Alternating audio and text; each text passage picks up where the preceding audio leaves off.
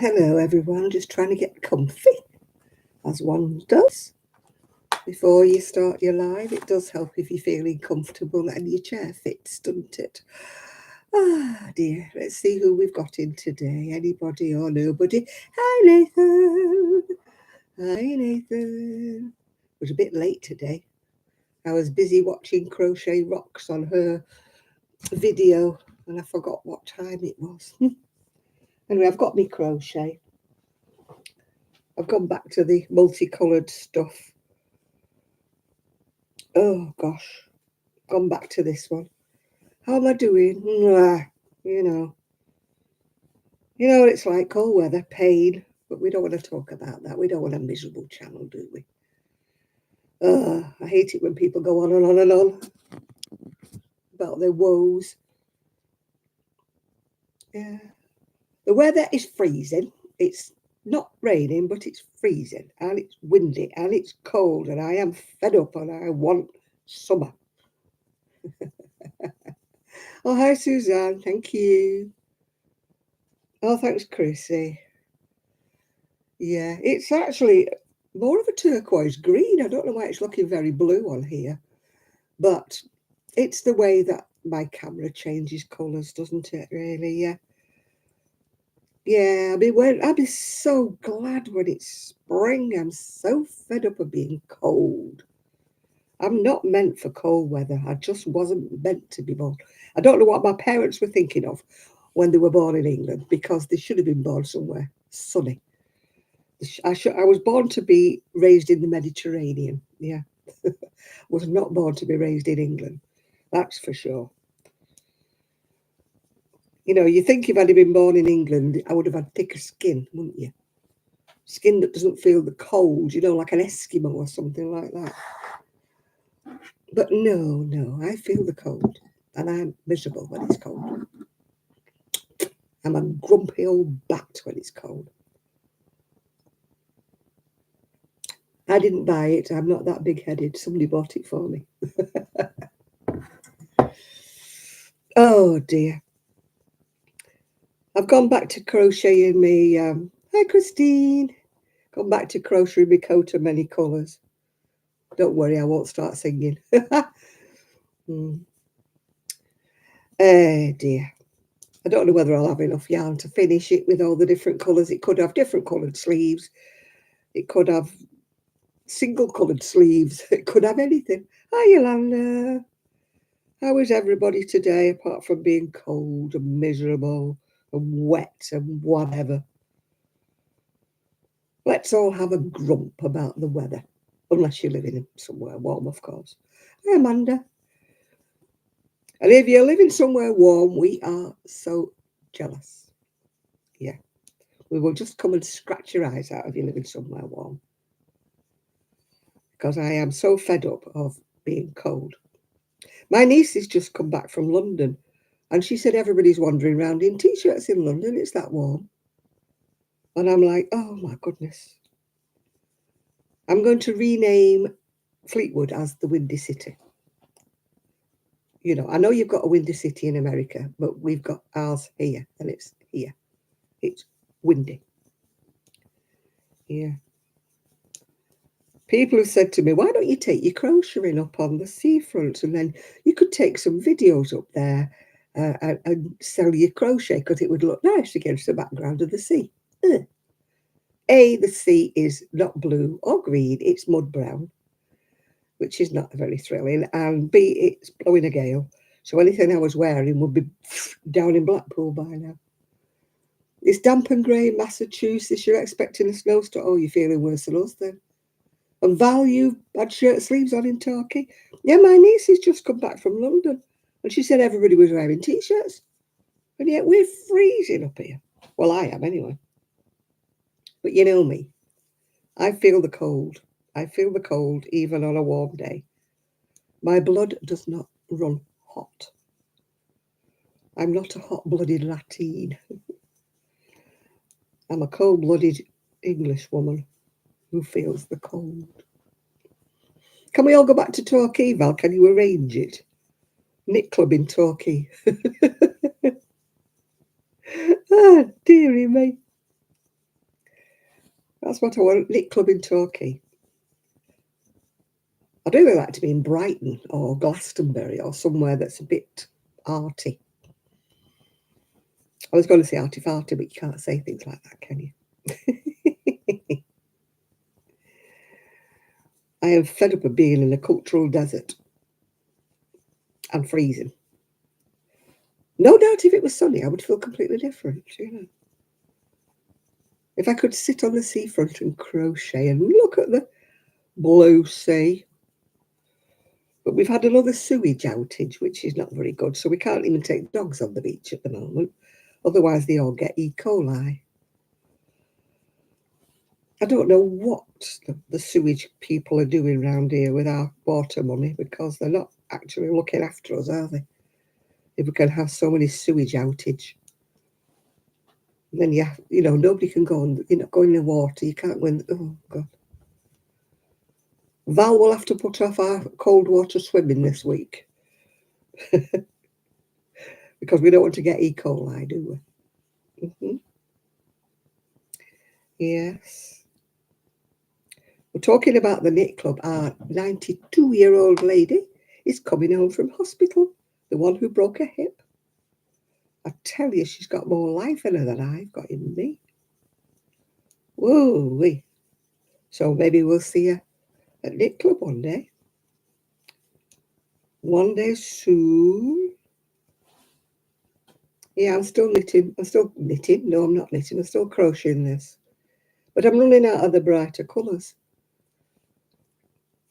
I've got loads of bright colours, but not in the 4-ply, not in the fingering weights, as you say in America. So I need a bit more of the fine. Well, I've got the fine, but in brighter colours. I've got sock yarn, but it's all dark colours. So I'm going to have dark coloured sleeves. Well, thank you for the hearts. Thank you so much as I wave. Oh, you know, when I said I wanted 6 more subscribers, well, I need 7 because somebody's left me. So I need 7 new ones now. I want to get to 8K. I've never been 8K, never been 8K, ever. I've been 7.5 for years and years and years. And I just want to get to 8K. I'm not one of these ladies who said, oh, I've got to 14,000 this week, thank you very much. Or I've got to 16,000. I just want to get to 8. I'm not being greedy. 8 would be nice. So if you know of anybody who's not subscribed to me, can you just tell them? Janet would love the subscriptions. Just 7 more I need now. I needed 6 yesterday, but I need 7 now. As fast as I gain one, I lose one at the other end. It's like revolving doors, my subscribers. Hey ho, well, never mind. Hi, Shad, how are you doing? I've got a lovely glittery one on today. Look at that, isn't it gorgeous? All shades of blue and green, and they glitter. I'm quite pleased with this one. I think it's gorgeous. Ooh. All brass beads. I have 1 or 2 that are my favourites, yeah. Yeah. Hi, Patricia. You're not going fishing today, Shad? Please don't tell me it's too hot. Please tell me it's too cold to go fishing. I'm going to get quite if anybody comes in and says how hot it is. They will not be my bestest friend in the whole wide world. If you come in and tell me you're freezing cold, well, rain's better than you telling me you've got sunshine, yeah. I like to wear colours, Yolanda. It affects my mood. It really does. You know, I like to wear a nice bright colour. I don't mean neon, you know, I'm not quite into neon orange and yellow and green, but, you know, a nice bright colour is what I like, yeah. I never used to when I was younger, you know. I used to wear quite miserable colours when I was a teenager. My mother used to go, you know, mad at me for not wearing colours, yeah. Oh, 67. I'd still have 67. We've got 4 degrees C, whatever that is in English. Cold. And I didn't put the heating, the family were out, so I didn't put the heating on for quite some time. So I'm only just kind of warming up now. I've got the door shut and the heating on, so it's getting a bit warmer. I've not got the fire lit. Should have lit my fire, shouldn't I? We did buy some more logs yesterday, so I could have lit the fire if I'd have thought about it. But I was busy. I was watching Sheila on YouTube. Then I was watching Tracy Crochet Rocks. And the time got away from me. And I'm like, oh my goodness, it's nearly 9 o'clock. I need to get on the... I need to go on the live. I need to find me crochet and find me snack and find me drink and get myself organised. I was just not organised today at all, at all, at all. At all, at all, at all. Not. I don't even know how many more rows I've got to do before I get to the bottom. Probably a few more than what I've got. It's 39 in fact. Oh, it's cold, that, isn't it? It's not very warm, is it? Yeah, I've got to...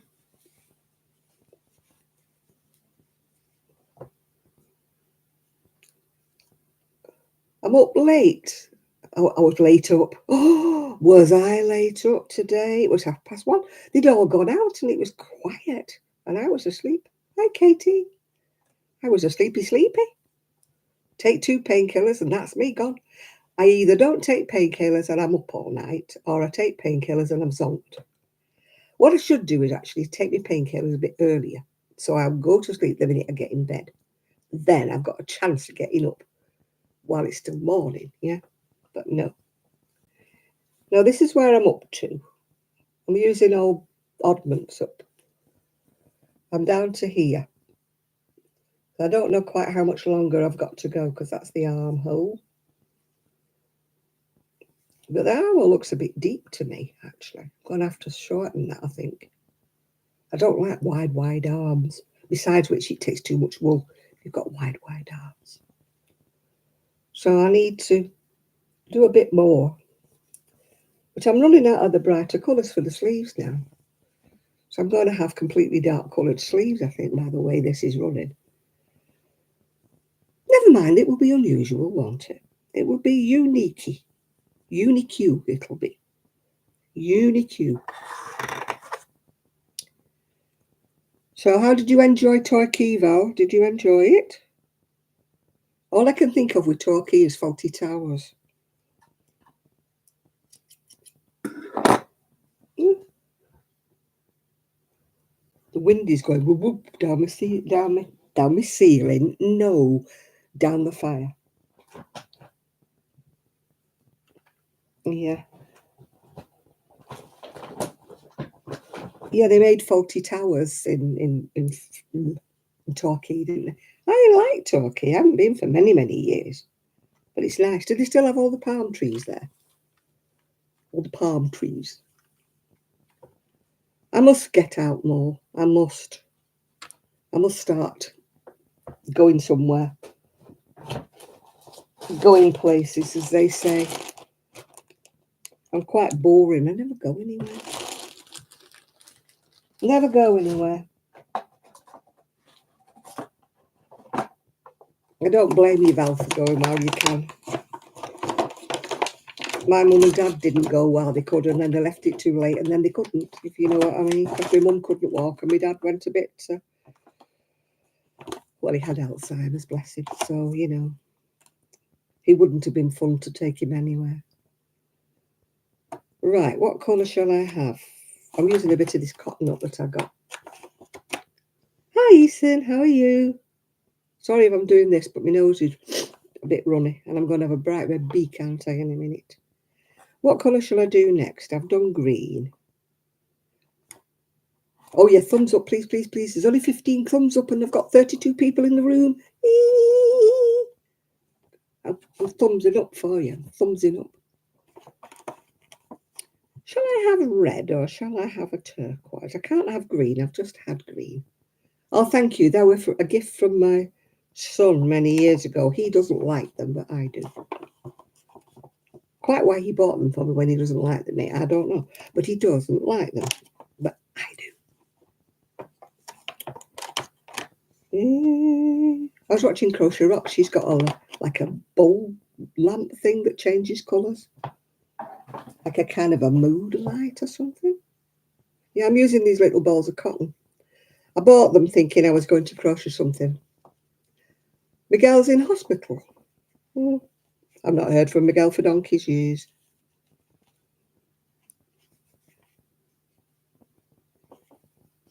He doesn't talk to me anymore.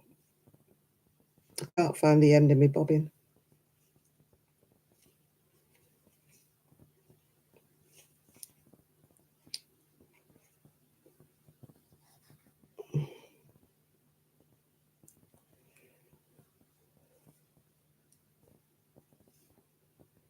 Do do do do do.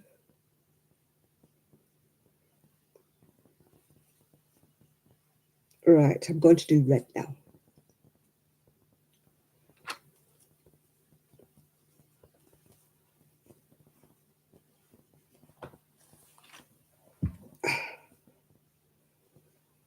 Do do do do.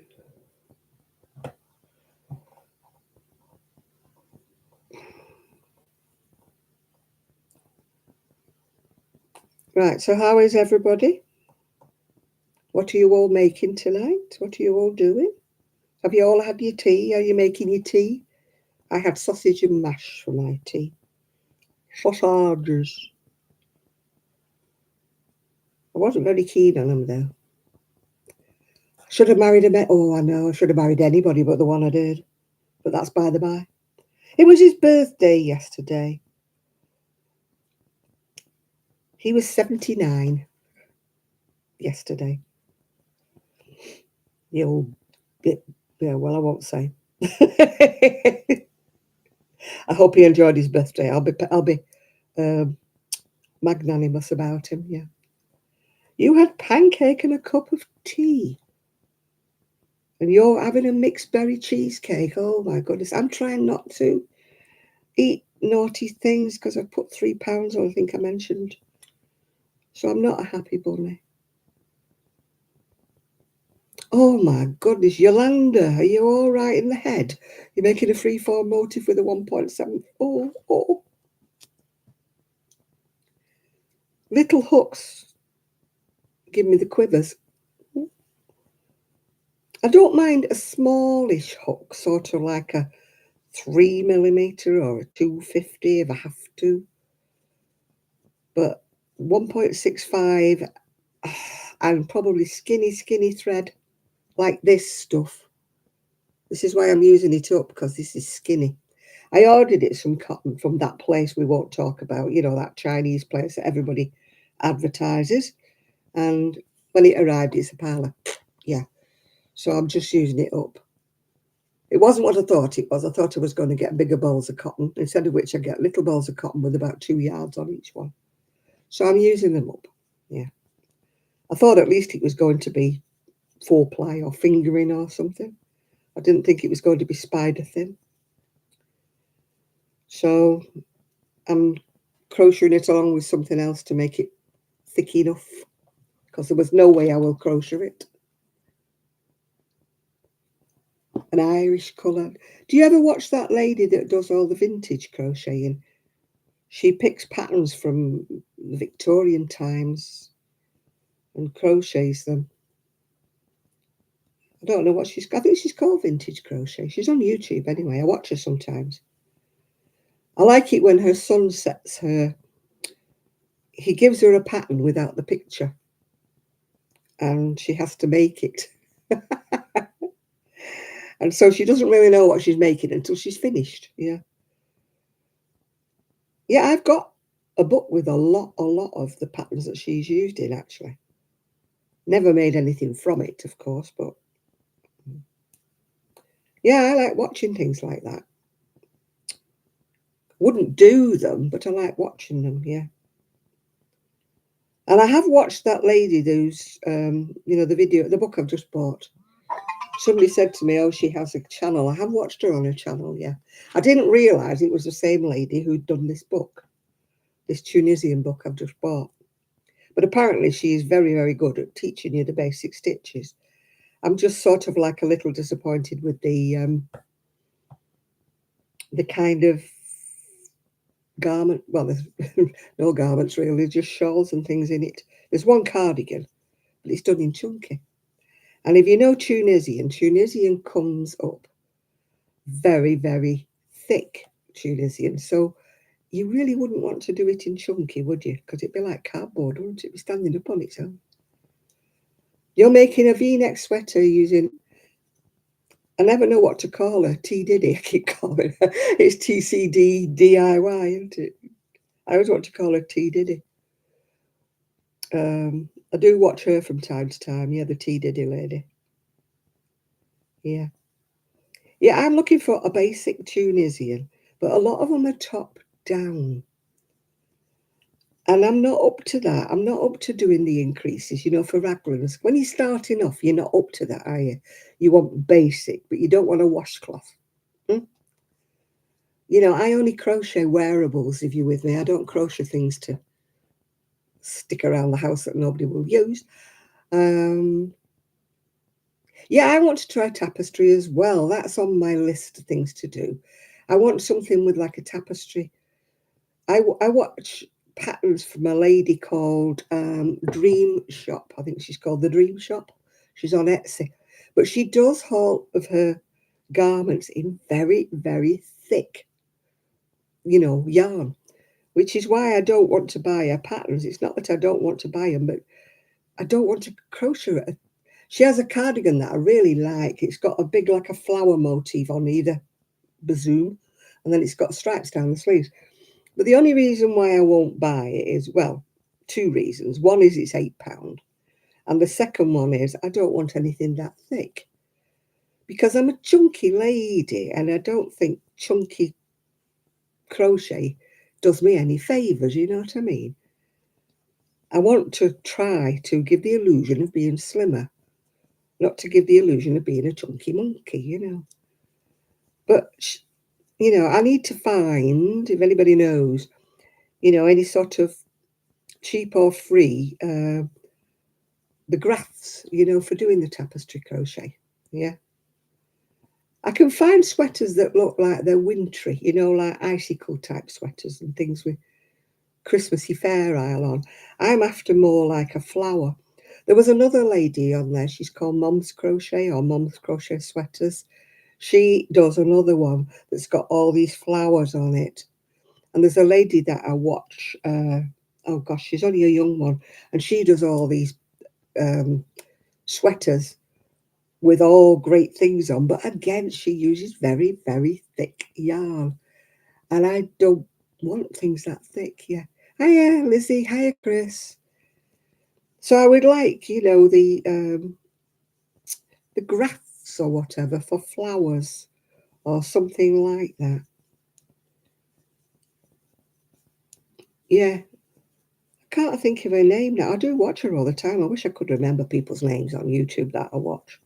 She's only a young lass, and she does all these fantastic colourwork crochet sweaters, but she crochets them all in very, very thick wool, which, as I say, and the pattern with all these flowers on, I think it's either £10 or £11 to buy it on Etsy, which I'm not a tight person. I don't mind paying for a pattern, but when they get up into the realms of £10 and £11 for a single leaflet pattern, and I think I can buy a book for £16. Admitted the book doesn't have what I want on it, but that's by the by, isn't it? Yeah. But I'm sure I will be able to find a design somewhere that doesn't cost £11. And I'd have to jiggery pokery anyway because it's in thick yarn and I don't want to do it in thick yarn. So instead of being a nice picture of flowers all over the front, mine would probably finish up with a corsage, wouldn't it? Because I'd be doing it in thin yarn. Oh,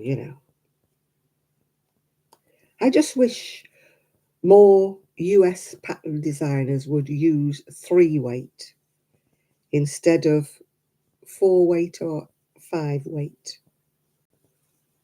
I don't know whether it's all this young ones who want instant gratification, you know, things that finish up really, really. Yeah, but putting 11 quid onto the price of the wool as well, it's a lot. You know, Chris, I'm not being awful, but when you're on a fixed income and I'm making it for myself, if I was making enough of them and I was being able to sell them, that would be fine, fine. You can stand the cost of the £11.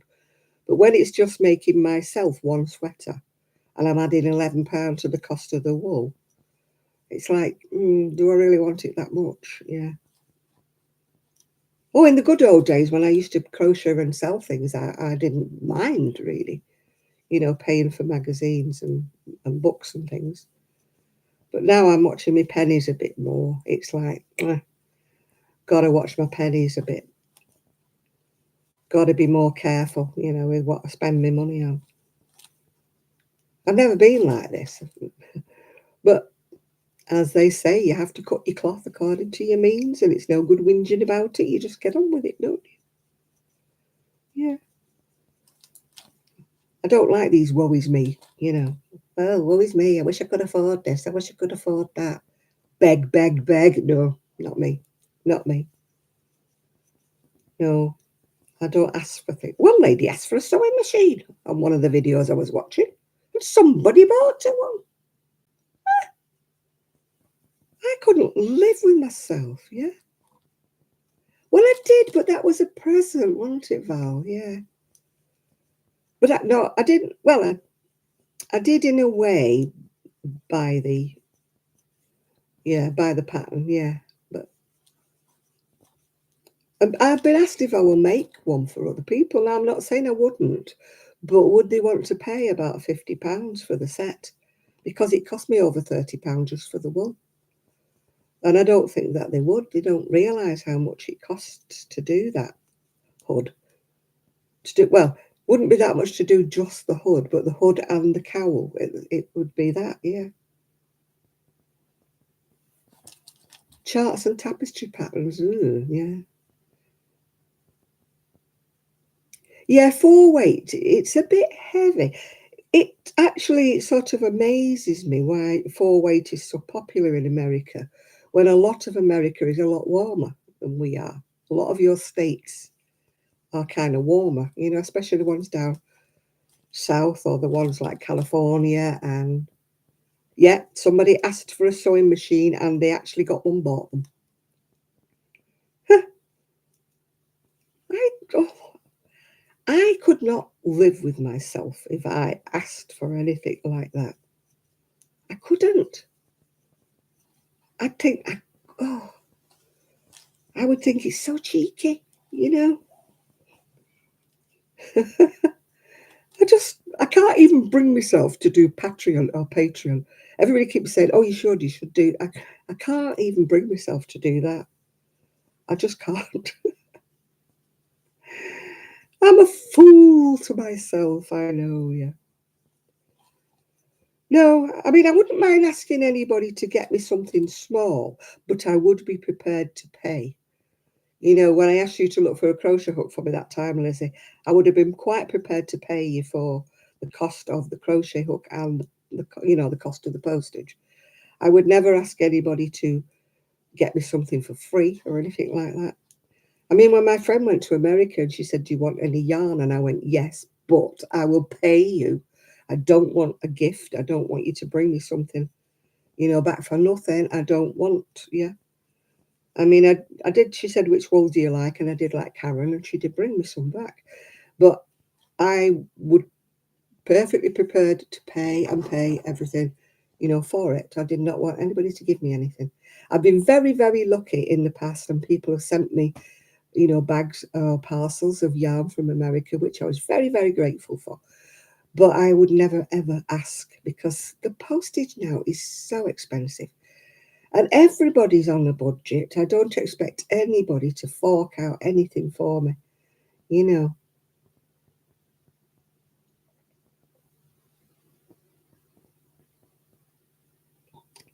Yeah, exactly. No, the woman who asked for the sewing machine, she wasn't poor. She had family, she had kids, she had She wasn't a poor person. She wasn't on a beam end, you know. And that's what got me when she asked for the sewing machine and she got one. I'm like, you know, you're not so poor you can't afford one. I mean, I will save up. If I want something specifically, I will save up and I will get it for myself. I might have to wait a few months, you know, before I get the money together to get something. Like I've seen a lovely velvet skirt that I might treat myself to. Well, I would have done if it had been big enough. But considering the shop only goes up to a size 16, which I am not.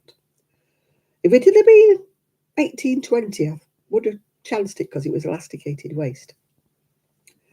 But it was only up to a 16, and I thought, no, I'm not spending that money and then not be able to get in it when it arrives, yeah. So, yeah. No, I don't. I hate it when people start doing this. I call it subversive begging. You know, when they start saying things like, oh, well, I don't know how I'm going to pay the rent this month, or I don't know how I'm going to pay the electric, and I would do this or that, but I don't think I've got the money for it. And they've got their PayPal address underneath, you know. And you're like, yeah, that is begging, yeah. No, you know what I'm like, Val. I procrastinate while cows come home. I'll leave it while it's too late to get a passport. And then it'll be my excuse not to go, yeah. Oh, some people have no shame, as my mum would say. Have they got no shame? You know. But I find it a lot on here. I find it's such a lot that people beg in a covert kind of way. They don't come out and say, can you get me a blah, blah, blah. They just start this, oh, I don't know if I'm going to afford the rent this month, or I don't know I'm going to afford this month. And none of us can afford everything every month. We all have to pitch and put, don't we? And, you know, rob Peter to pay Paul. You balance, don't you? You can't do it one month, you do it another, yeah. It might have been Brianna Kay. She's a young lass with, well, her hair sometimes it's blue on the end. It's dark hair, but she's got blue hair sometimes. And she does these very bright coloured work in, she likes like primary colours. She does a lot of colours like that. Yeah, exactly. It's called a budget. We all have to stick to it, yeah. I would love to not have to budget. It would be lovely, wouldn't it? To not have like too much month left at the end of your money. Oh gosh, I'm glad I don't see her then, homeless girl on Twitter. Yeah. Oh yeah, these poor people. And they're crocheting with merino, aren't they? You know, and yet they can't afford the rent. And I'm like, well, don't buy merino. You know, buy Red Heart and pay your rent. You know, or is that just me being catty? Yeah, yeah, it might be Brianna actually. I don't know. Is she quite young? So I'd say in her 20s. And does she normally wear very brightly coloured crochet things that she does the patterns for? That might be her. Yeah, she probably has got tattoos and big lips.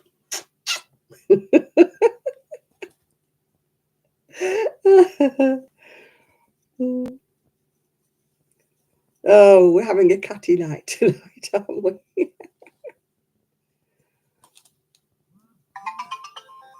No, I stopped watching a couple of people that I used to watch on YouTube because I got sick of the constant beg, beg, beg. Yeah. Yeah, buy Red Art and buy the rent. Yeah, meow. Yeah, you're right there. Yeah. Yeah, that's good, isn't it, Julia? Anything else you can help me with? Well, I'd like a world cruise. If I'm going to start begging, I think I'll start with a world cruise. Any millionaires on here? I doubt that, don't you? I doubt it. Oh, yeah, except when you get the, Keanu Reeves wants to be friends with you on Instagram. Yeah, like, right. There was a lady the other day said she got two film stars wanted to be her friend. I said, oh, I can beat you. I got Keanu Reeves wanted to be my friend. Yeah. I think if you were homeless, Chris, you wouldn't actually be on Instagram, would you? I mean, you might have the equipment, but you'd have to go into a cafe where you got free Wi-Fi, wouldn't you, for a kickoff? But would you have the kind of phone or charged up or, have the credit on it or something like that if you were actually homeless? I don't think I'd have the facilities of a phone or a laptop or a Kindle or whatever if I was homeless. I think I'd be more concentrating on where I spent the night and where my next meal was coming from. If I was homeless, I wouldn't be TikToking and going on Instagram, that's for sure, for sure. Not that I know how to TikTok. I wouldn't know how to tick or even how to talk. Yeah. Yeah, well, he might. He is a very, very benevolent kind of guy, isn't he? I believe. Don't know the guy personally, even though he wants to be my friend. But I believe he does a lot of good. I mean, he doesn't like keep his money and not, like the rest of them do, grab, grab, grab. I do believe he spreads his money around, with the people who are actually in need. I believe he is actually a very nice guy, although, like you said, even though he wants to be my friend, I don't actually know him personally. No, I usually get the American naval officers or army officers or whatever they are that want me to be their friend. And I'm like, yeah, they get these stock pictures, don't they, that they pinch off some, you know, military site. And for a fact, you're not even talking to anybody remotely like that. But yeah, some women are daft enough to think it's true. And I think, do you not watch the television? Do you not read anything about scams? Do you not actually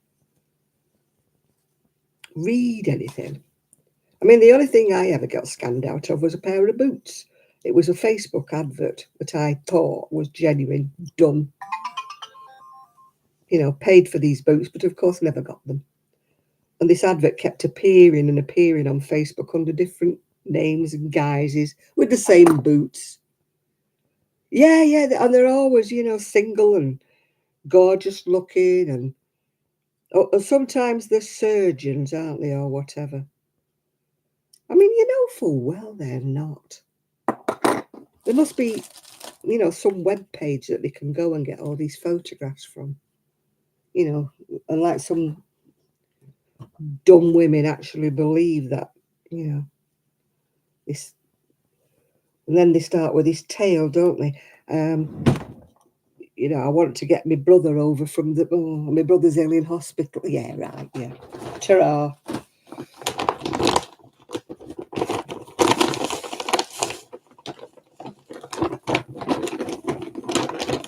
Yeah, they don't, because they don't know what they're talking about, do they, Chris? Because they're on the other side of the world, aren't they? They're not, they're not even American, or they're not, and they don't know, they don't get the words right.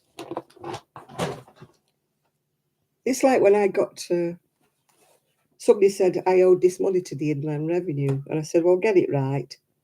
I said, it's not called the Inland Revenue. I said, so I know for a fact then it's a scam. What do you mean? I said, because it's not been called the Inland Revenue for 10 or 12 years. I said, so at least if you're going to try and scam me, at least get the terminology right, yeah. I said, anyway, just buzz off.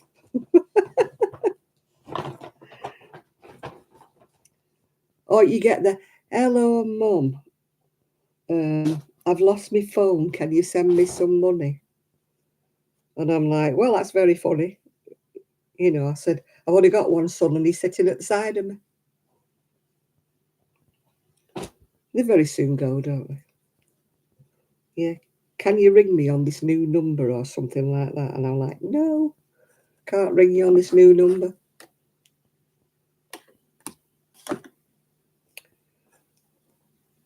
They try it on. Like you say, we've been around the world twice, don't we?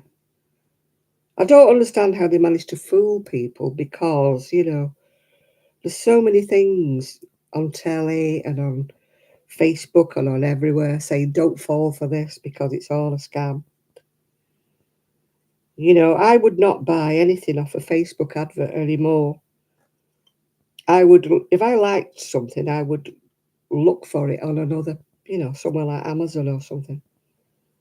Maybe I would have to pay more than they say it is, but at least I would get it. And at least if I didn't like it, I could send it back if it was coming from Amazon.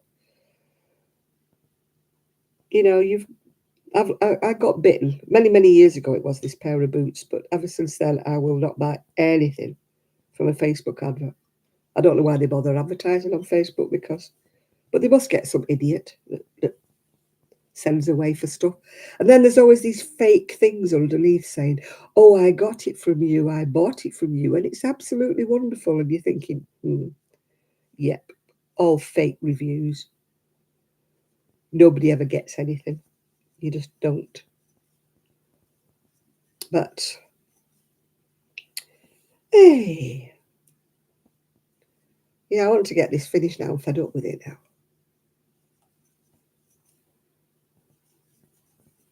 Yeah, I watched a program the other day called Scam Busters or something, and they actually managed to break into a phone call and they heard this bloke in Africa talking to this lady, telling her, about her bank account. Anyway, they managed to break it up or something, and they managed to get hold of her family because she had Alzheimer's, and they were trying to get this £5,000 that was in her bank account. They were trying to get it.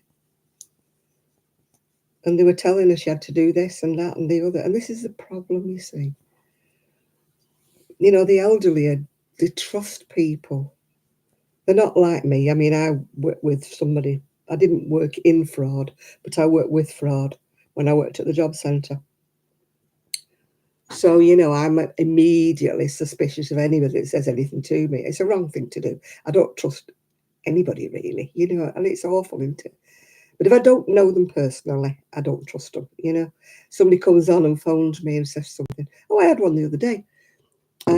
We understand you're having problems with your landlord from your something housing. And I went, your social housing? I went, no. I said, I think you've got it wrong. Where have you got my number from? So they don't answer, do they? And they said, well, you've got problems with damp and that in your social housing. And I went, no. I said, I'm going to end this call now. I said, because I don't know where you've got my number from. I said, you got the wrong information. Bye. You're gone. But, I mean, my son's the same. Somebody rang him up while we were driving. He has a phone that you can answer, while you're driving. And they said, we're in your area or something. We're in your postcode area. So my son said, oh, yeah, what postcode area is that, please? So then this guy went, well, we're making inquiries about whether you need anything, this, that, and the other. And he goes, what postcode area are you talking about? If you're in my area, then you know my postcode. And again, there was no answer. And this bloke just started wittering on and wittering on. And he went, bye, you're gone. We're in your postcode area when he doesn't even know which postcode area you're in. Or, I mean, you get them all the time. There's something wrong with your computer. Oh, really? Yeah. Well, I'll take it to the computer place then. Ta-ra, you go.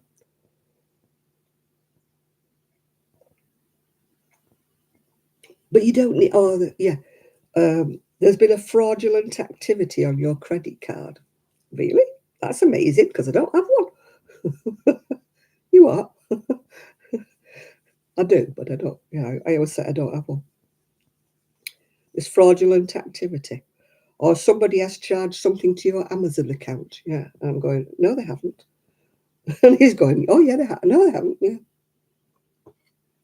Yeah, they want you to say yes. You never say yes. If they say, is your name, blah, blah, blah, you just say, well, it might be.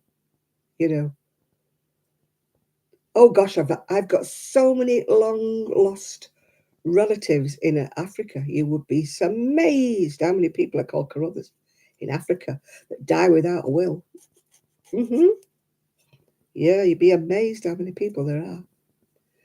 How was knitting club? I didn't go. Well, I went to the evening one, but I didn't go to the day.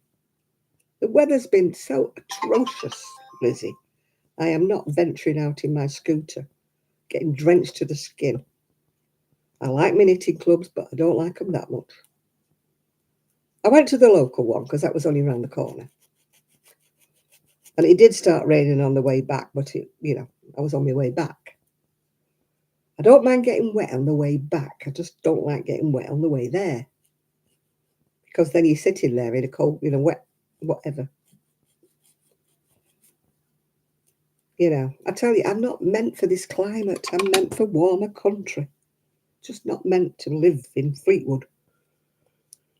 As I said, my niece has been in London and she said it's wonderful down there. She was in a t-shirt.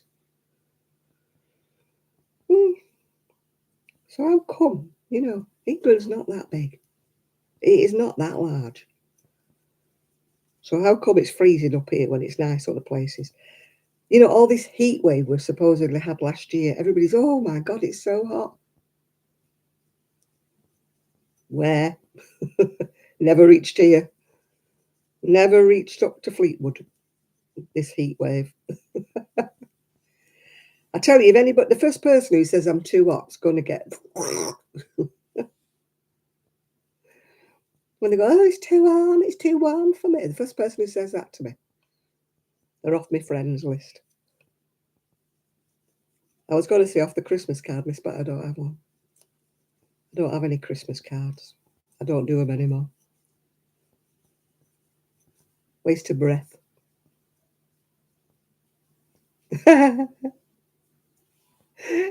Yeah, I watch Hare Hunters. I always have to say hares, not air hunters. When they get in touch with people and they say this long lost relative of theirs, I mean, this is all true because it's real, has died without a will, I know all my relatives. Well, I don't know them all, but I know they've not got any money.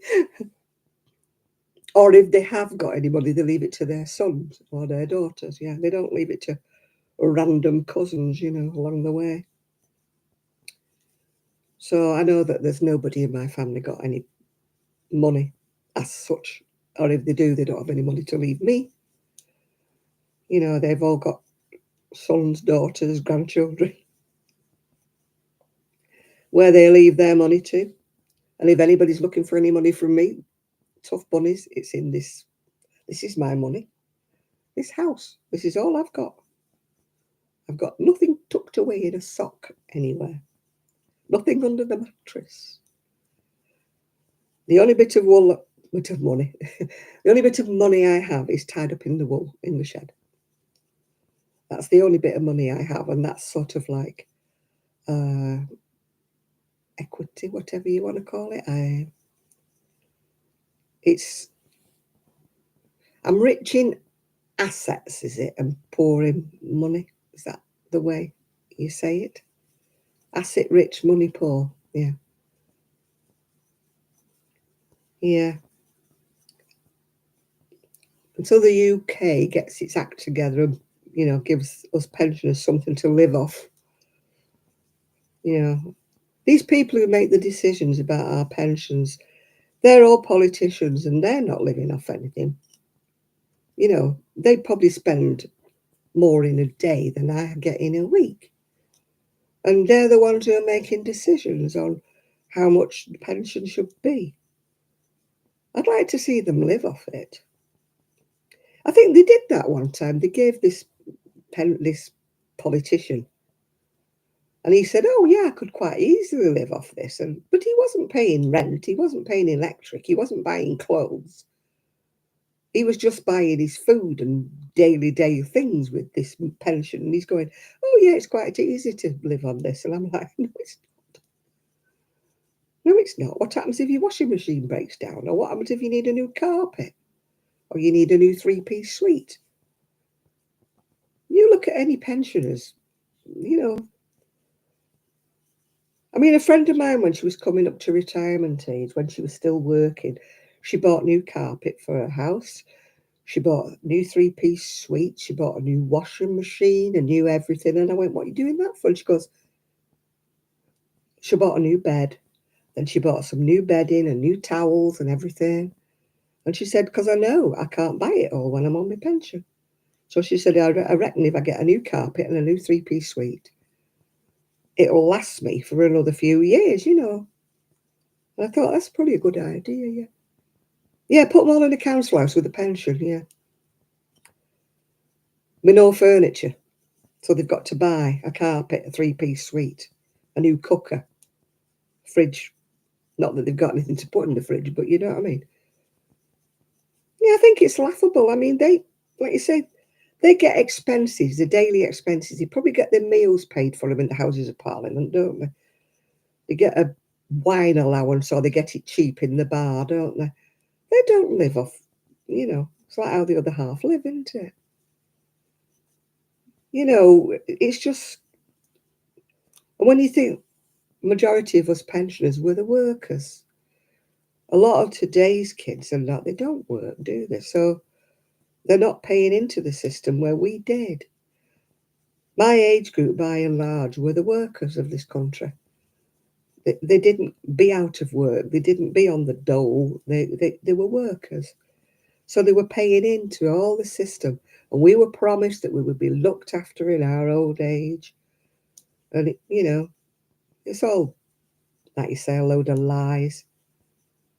I mean, Lord help the kids today. When they get to pension age, there won't be any. But I mean, I've never been in a job that, you know, has been high enough wages for me to have a high private pension like they want us all to have. I've never been in a position to be able to pay so much a week into a private pension because I've never had that kind of income. Yeah.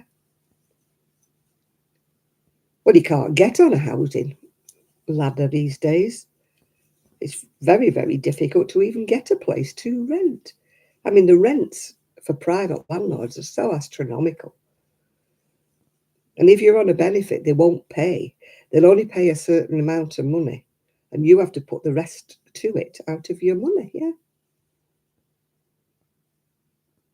Yeah, if ever I'd been in a job where I had a decent pay packet, but I was self-employed for a lot of the time. And contrary to popular belief, self-employed people are not printing money. It's hard work, and you don't often you go without because you need to buy stock for the shop. So often you won't even give yourself the weekly wage because you've got a bill to pay or something. You know, people seem to think that when you work for yourself and you're self-employed, you're printing your own money, which you're not buying. If you're in a small business, I'm not talking about big business. If you're a small mom and pop, you know, business, and you've got bills to pay and things to pay, you don't have that kind of money left over to have a private pension. Or if you do, it's not going to be a big one. You know, and they're reckoning you're going to need so many.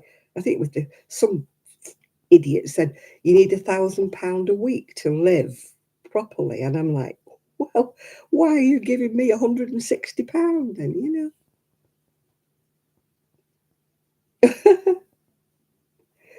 Being self-employed is the bottom end of the rung of the ladder.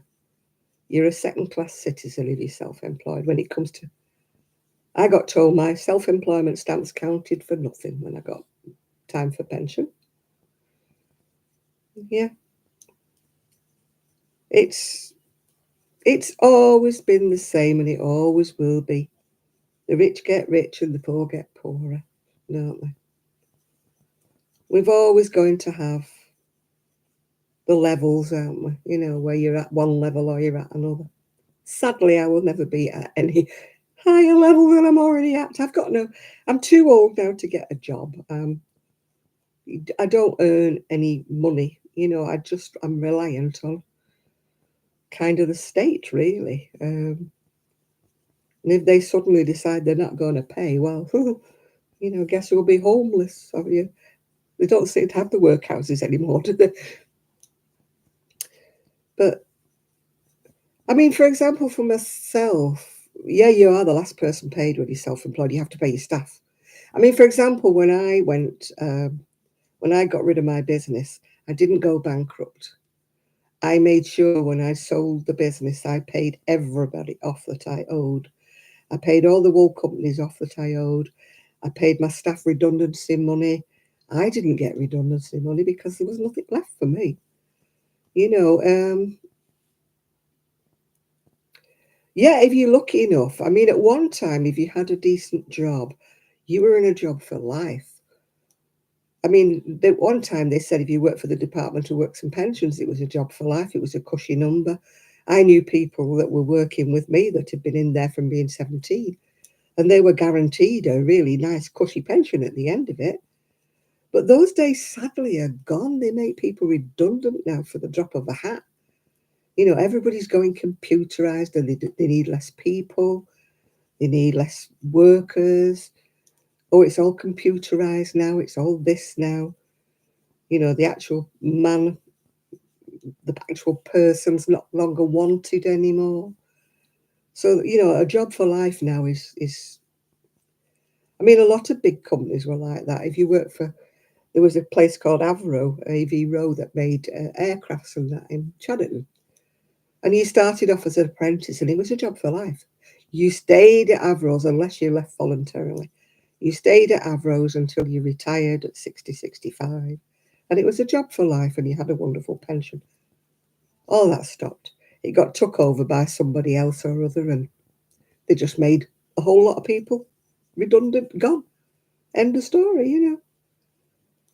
And the trouble is, the people that they were making redundant, I used to see it at the job centre all the time, were men in their 50s, 50, 55.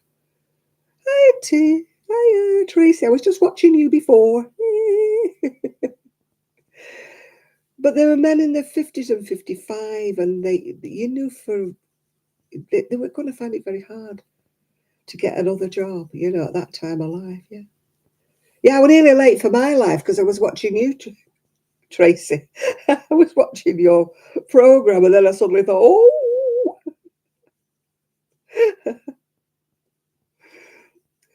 so I nearly missed my own life from watching you. Oh dear. Hey, never mind. Anyway, we'll get off the boring old subject of money. Yeah, I'm still doing my jacket, although I'm getting to the I want to stop now for the body. I don't know how long it is though, whether it's long enough. No, I don't think it is quite long enough for the body yet. I keep hoping I've done enough, like, and I can stop now. But sadly, I don't think so. Hmm. Hmm. Hmm. Yeah, sadly not. Keep going, you fool. Keep going. Yeah, I was watching Tracy and I was watching Leslie with a not quite enough yarn. Then I was watching Sheila, and then by the time I thought, oh my goodness, look at the time. Look at the time.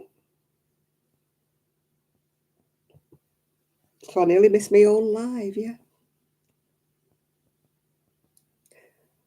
Well, I believe it's a very good how-to book, Julie. This Tunisian book, but I'm a bit disappointed. I wanted some garments in it or something. I am sick of Tunisian crochet books that always have washcloths and stoles and shawls and blankets, and that seems to be the limit of anybody's thoughts. They don't think about a cowl or a scarf. That's all they seem to think. Oh, I hate washcloths and towel toppers. Oh my goodness me! You know as well as I do, Tracy. Does anybody own a towel topper in the UK? Hmm? Do you know anybody in the UK who owns a towel topper or uses a washcloth, crochet washcloth? No, no, I can't understand it. Whenever I do a craft fair, people in America always say, "Ah, yeah, you see." because you didn't do towel toppers. It's because you didn't do washcloths. And I'm like, oh, yeah. You set me off now, Tracy. You really have, yeah. As long as we don't get onto leggings and fat people, we're fine. That's another of my pet rants. Yeah.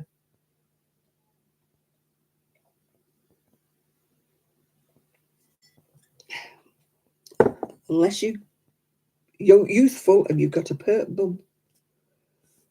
Yeah, but you don't wear leggings with a short top, do you, with your bum on show? Come on, Tracy, you know you don't. I wear leggings, but they're underneath something. I do not wear leggings with my on show. Not a good look. And where do those flesh-coloured leggings come in? That look like they're naked from a distance. Not a pretty look, is it? You know? Can't understand the fascination. My great-granddaughter's friend arrived the other week wearing a grey, I mean, admittedly she's like that, all in one. And all I could think of was Grandma Clampett with the combinations. That's all I could think of. And I'm like, is that fashion? Is that really fashion? But hey, I don't have any 17-year-old daughters. I wouldn't let mine go out in that, to be quite truthful.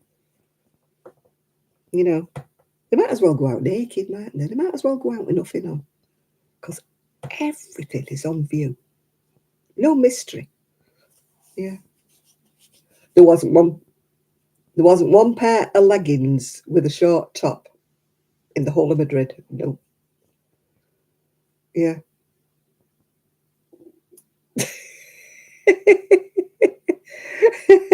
I certainly don't need a fake bottom. No. I mean, when I was young, it's going to sound a little bit racist. I've got to be careful how I say this. People of a certain ethnic minority were made fun of for having big lips and big bottoms. They were made fun of, yeah. And now, what happens? Everybody's got fake lips and big bottoms, yeah. Fake big bottoms, yeah. And I'm like, it's not that long since you used to make fun of everybody who had them naturally, who were born with them, because that was their ethnicity. And now, you're doing it. And I'm like, how fashion changes. One time if you had big hips and you had a big bottom, everybody was like, and now they're up on show, yeah. Yeah, well, there's certain ethnicities that have got curves, isn't there? In all the, yeah. But I'm not in favour. Or muffin tops. Oh, the eyelashes. Don't get me on the fur eyelashes. How do they see? I don't like to mention this word in front of Tracy, but they look like spiders, don't they, on their eyes? Yeah. Mm. Yeah, and yeah. Why does anybody under the age of, say, 40 want any anti-aging creams? Why do they want to be plastering themselves with anti-wrinkle cream when they're young and they haven't got? I haven't got a wrinkle when I was under 40. I didn't have a wrinkle. Yeah, and kids wanting boob jobs when they're not even mature. I mean, a lot of people don't get boobs until they're well in them. Yeah, we could crochet a couple of loopy eyelashes. We could. Hiya, John. Could crochet loopy. There you are, Tracy. That's a new one for you next. Yeah, eyelash yarn. Sell a bit of that.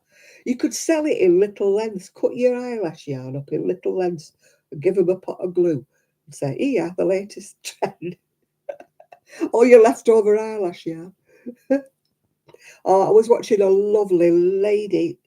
She was on one of those programs. I watched that Harry Seth Cohen with his ladies over 80, 70, 80. And there's a lady there, and she's about 90, and she dyes her hair this real bright ginger. And she has these eyelashes that she makes out of her own hair. She cuts her own hair and makes these. And he said, this interviewer said, I've got to mention, he said, these like orange butterflies you've got attached to your eyes. And she's and she started doing like, do you remember Edith Piaf? So she started, a Marlene Dietrich, and she started doing them in these like open mic places in her like well in her 80s. See where the girls in the back booth. She couldn't sing for Toffee. But she's like a cult figure in New York somewhere now. Oh, the Russian ones, yeah. Yeah, je ne regrette rien. She was singing that, yeah. She's, oh, I mean, she is a fabulous lady, you know. I've been watching them all, as you probably gathered. And there was a lady who makes hats from, she folds up paper towels, folds them up and folds them up and glues them. And she makes these weird, wonderful hats out of them. And I thought, yeah, you know, Fleetwood, Rain, can't see that happening unless she shellacks them. You know? And she makes earrings out of toilet roll, you know, the inners of a toilet roll. And she makes bangles out of toilet rolls. And I'm like, and she sells them. And I'm like, who in their right mind would buy a bangle made from a toilet roll, you know? Huh? Yeah, I can just see me at a craft fair with earrings and bangles made out of toilet rolls, bog roll earrings. Yeah. There's recycling, isn't there? And the stupidity, you know. Mm. There was one lady there called Gretchen Shields, and she made some fantastic jewellery, but honestly, you'd have been like that walking around with it because it looked like it was so heavy. Yeah, hopefully they were clean toilet rolls. I mean, some schools have stopped asking for them anymore now because of the germ situation. We used to send toilet rolls and what do you call it? Paper towel rolls in, yeah. Crochet jewellery. Actually, I follow Craft and a Cuppa, and she's actually done like it's like a more like macrame. She's actually made like a little thing on her latest video. It's crochet kind of jewellery, like a bit of macrame. It is hanging around her neck. Yeah, don't know whether I want to make one or not, but I thought, well, you know, yeah. I mean, some people do. They have got. I don't know what it is. Oh, don't talk to me about the Rose. Yeah, she was the one who got the sewing machine.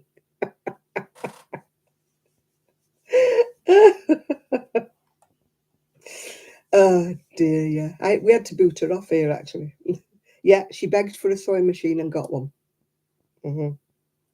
We're just talking about people who beg on videos before you came on.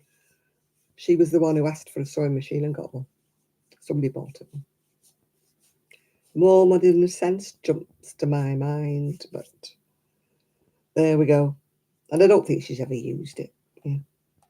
I can't say anything because my sewing machine is now out of the shed and it's in my bedroom. Oh, she do. She came on mine and she wanted everybody to sub to her channel. And I said, we don't do that. No, it wasn't Kyla. No, it wasn't sewing machine lover. No, it wasn't her. She wanted us all to sub to her channel, and she also went mad because she was spouting all this religion. And I went, no, we're not a religious channel here. I've got people on here of different minority groups. I've got people on here of different religion. We don't talk politics. We don't talk religion. We don't talk ethnic. And I won't have it on my channel. And she went bonkers. She called me all the names under the sun, saying I should thank God, and I should be this and I should be that. And we had to boot her off in the end. We had to ban her. Yeah. She was going to grow her channel bigger than Jonah. Yeah. Oh, yeah, she gets quite nasty because you're doing better than she is. Yeah, she does. Gets quite nasty. I'm always happy for people. No politics. No, John, you know no politics. I've told you off about that before. We don't, because it starts off a lot of aggravation if you start saying anything about somebody's politics, or you start saying something about the prime minister or the president or something. It just gets nasty. And I want people on here to feel pleasant and happy, and we don't want any aggravation. This is why I say no religion, no homophobia, no anything. It's just a nice channel. We talk about other things, but definitely no politics. There is nothing that causes aggravation more than somebody coming on with political speeches. No, no, no. Does not work on my channel. No. Right, what colour shall I do next? What colour shall I have next? I'm running out of colours. Oh, no, no, no soapboxing. I hate it when people get on. When they come on, you know, it's... When, like, Harry first went over to America, we got a lot of that, didn't we? What do you think about this? What do you think about that? And I went, no, no, no, he's gone. You know, we don't talk about it, yeah. My choices of colours are very limited at the moment because I'm using all my bright colours up. And I'm only using sock wool because I'm using, like, navy. Navy is like my base colour all the way through. And I'm running out of my little bits. I've got to do sleeves yet. So I need a lot of these brighter coloured bits. These were the bits I got from Daniel, you know, from Pawply Designs. I never knew what to do with them, so now I'm using them up, yeah. My 4mm, I must have bought about 20 4mm hooks because I keep losing them. And as you know, I can only crochet with Susan Bates, and they have to come from America. So every time I lose a flipping 4mm hook, it takes me weeks before I get one. It was a 6mm. Hi, Toria. Oh, they grow legs. They walk around. I'm sure they do. Yeah, I love Susan Bates. I only like the ones with the wooden handles. Where have I got bamboo handles? You've got that bag, have you? I got it sent me from Trader Joe's from the, I think it was Munchkin that sent it to me, I think. She sent it to me. I was very fortunate. No, I can't. I started on the bamboo ones quite by accident, yeah. Yeah, I believe chemo caps, they need to be very, very soft, don't they, or cotton, if you're making any chemo caps. I'm only talking because the lady next door to me, unfortunately, she lost her hair with cancer, and she couldn't abide anything on her head that was the remotest bit itchy. So she used to wear like silky scarves or, you know, hats, like you say, made out of merino or really, really soft. Otherwise, I think because of the chemo treatment, it makes their scalps ultra sensitive. That's what my ex next door neighbour Julie said when she had to wear. But she finished up actually wearing scarves because she felt they were silkier on her head. You know, she looked a bit like what's he called? Oh, that old bloke that always wears a head scarf thing. They did actually suit her. She actually had the right face for it. Now, I don't. I look like I'm scrubbing the floor like Slopstone Nelly. Yeah, an old bloke with a headscarf. Willie Nelson always wears the biker bandana thing, doesn't he? Yeah. She used to wear them kind of things. What I call like the biker bandanas. Yeah. Some people suit them and other people don't, and I don't. I mean, I wore once, I put on one of those, what do they call them? Like Rosie the Riveter. Everybody was wearing them and everybody was making them and everybody looked gorgeous in them. And I put one on and I looked like I should be scrubbing the floor like a char lady. I did not look like Rosie the Riveter. A turban, I can't wear a turban. They just don't suit me. Hats don't suit me. Yeah. Yeah. Yeah, that bloke, yeah, that did the WWE, that not The Rock, the other one. I had a lady in hysterics once in one of these super stores in Manchester. They used to have hat things. There was all these hats, and they used to have a mirror either side that was like a pyramid. And there was a mirror on either side. And she was on the other side trying a hat on. And I was on my side trying on a hat. And then all of a sudden she just burst out laughing. And she said, "Oh, I'm terribly sorry." She said, "That is so rude of me." And she said, "You weren't thinking of buying that hat, were you?" And I went, "No." She said, "Oh, thank goodness for that." She said, "Because it just doesn't suit you." And I went through a phase where I wanted a big, big hat. You know, I went through my Jean Shrimpton phase. And they all wore the big hats, you know. And I wanted one of those. And I went into, there was a hat shop in Oldham. And I went in there and I was trying them on. And she said, "No, no." She said, "You look like a mushroom." She said, "You're too little. You have to be tall and statuesque," she said, "to carry off a big hat." I mean, when you're like 17, 18 and you don't think you're that bad and somebody tells you you look like a mushroom, yeah. Yeah. I can't, oh God. The only hat I like myself in is actually one I bought from Moonbeams and Mayhem. And it's like a Peruvian hat. It's got the ear flaps on it and the tassel hanging off. And that's the only one I actually like myself in. I did like myself in a baker boy cap that I had for my going away outfit, as you used to have when you got married, your going away outfit. Where I was going was, you know, I was only going to St. Ives for a week, but I had a going away outfit. Anyway, I had this baker's boy hat in corduroy, and I actually did suit it. And the week after I got, no, the fortnight after I got married, I went to a cousin's wedding, and I hung up my coat and my baker boy hat. And when we came out, it was pouring down with rain, and everybody's umbrellas had been stolen, and my hat had been stolen. Yeah. So, yeah, I was talking before about Craft and a Cuppa. She's made a lovely hat that's like a baker boy hat in all bright colours. It's done in Aran though, and I don't know whether I've got all the colours in Aran, but again, I haven't gone out to the shed because the weather's been terrible and the backyard lawn's like a swamp. A baker boy hat is like, I think the Beatles used to wear them. They're like a slouchier cap with a cap. It was more like the Mods used to wear them, I think. You know, when the Mods and Rockers were about. It's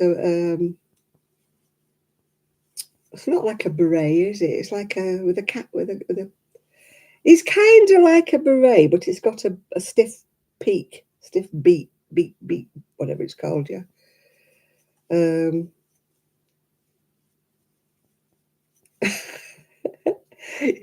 Excuse me. Do you know I actually bought myself a tiara once because everybody said Queen Jan. So I just for a laugh I bought a tiara. Very uncomfy. It was digging in me. So I wore it on one of my lives, this tiara. But I finished up, I gave it to one of my friend's little girls. Very uncomfy. They dug right in me. Oh, it was sticking in my head. Yeah. So yes, I did have a tiara once. Not a crown, but a tiara. They do crochet crowns, don't they? You want one? Yeah, I think you should have a tiara.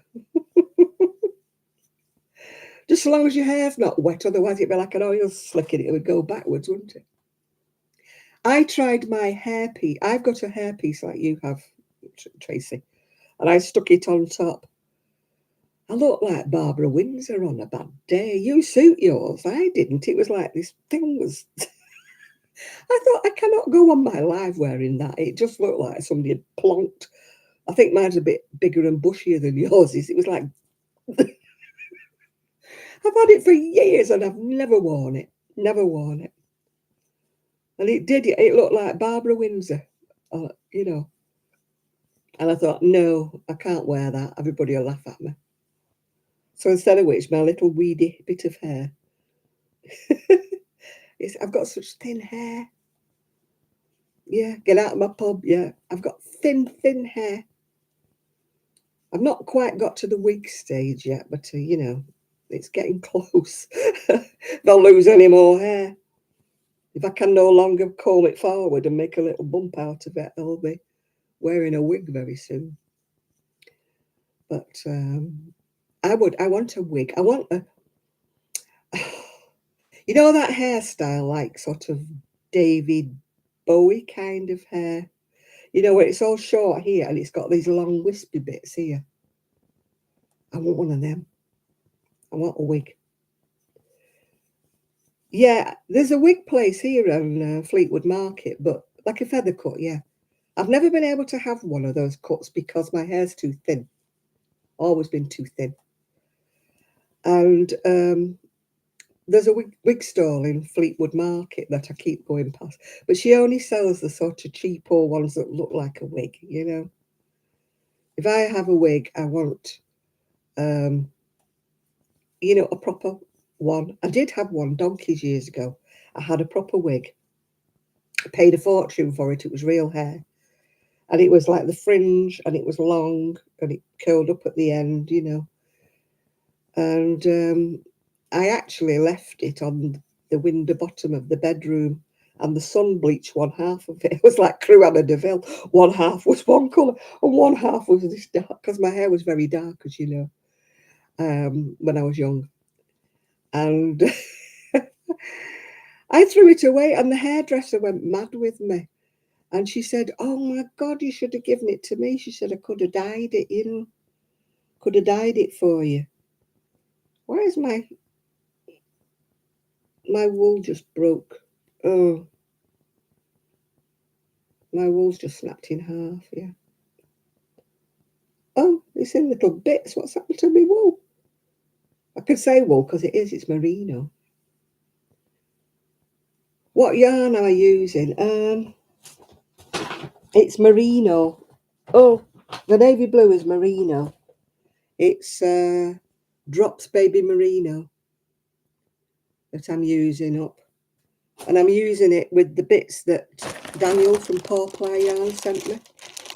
But now I've started using sock yarn because I've run out of all the little bits. Hi, Yolanda. Are you leaving? Oh, right. Good night, Yolanda. Yeah, I would love to get a proper wig, but, you know, they cost a fortune, don't they? But I've always wanted... Daniel, yeah, he still does his videos. I don't know whether he's doing his yarn anymore. I'm not too sure about that. He came on here, actually, a couple of weeks ago. Came and said hello.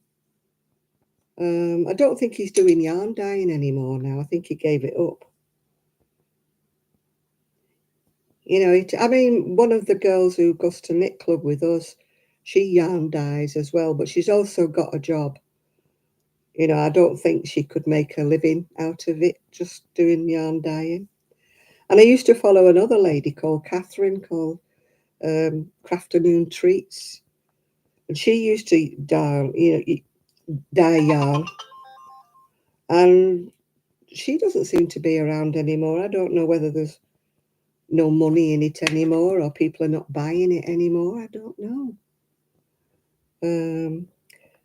Those of you who can remember my friend Kelly, she used to dye yarn, but I've never fancied it. I've never fancied the mess that you make.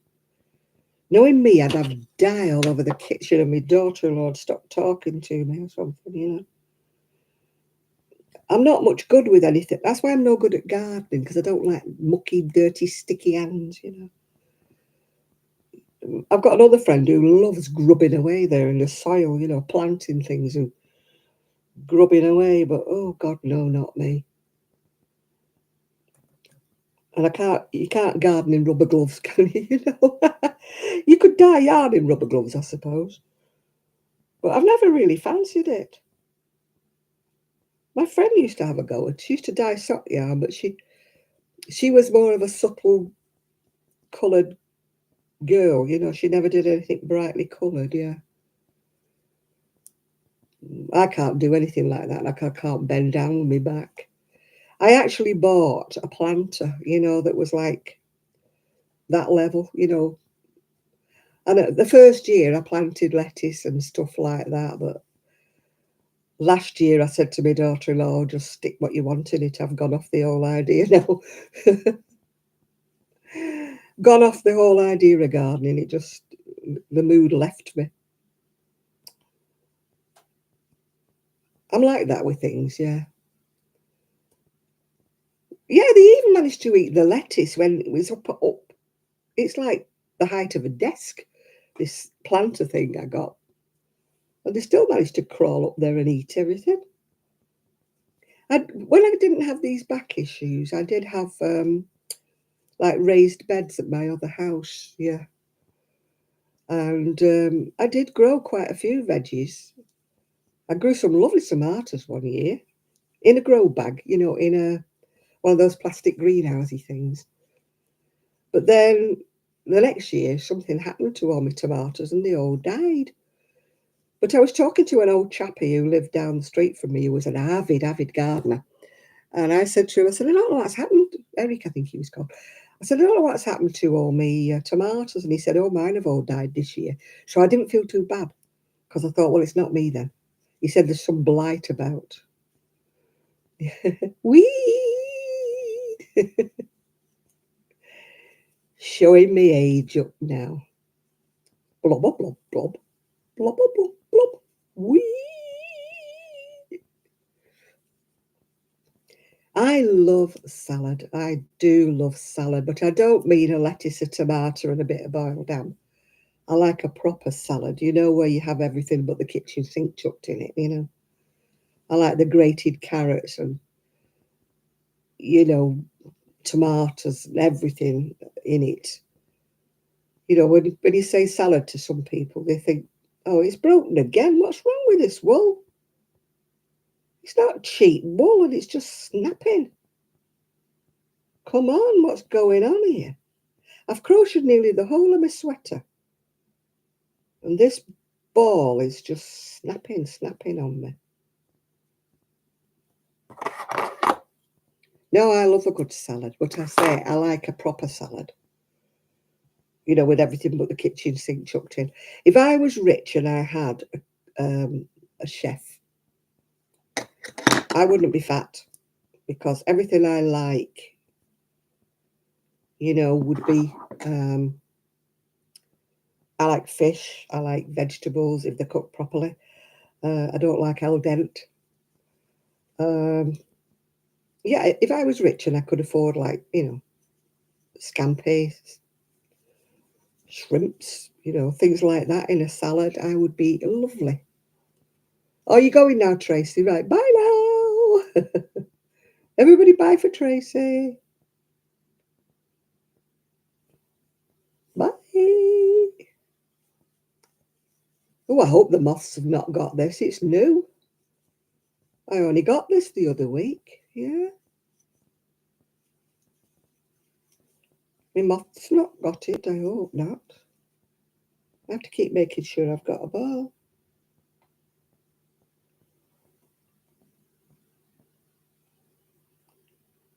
I've lost it. Hang on, it's broke off. I'm only crocheting with blue now. The other bit's broke off. Where's it broke off?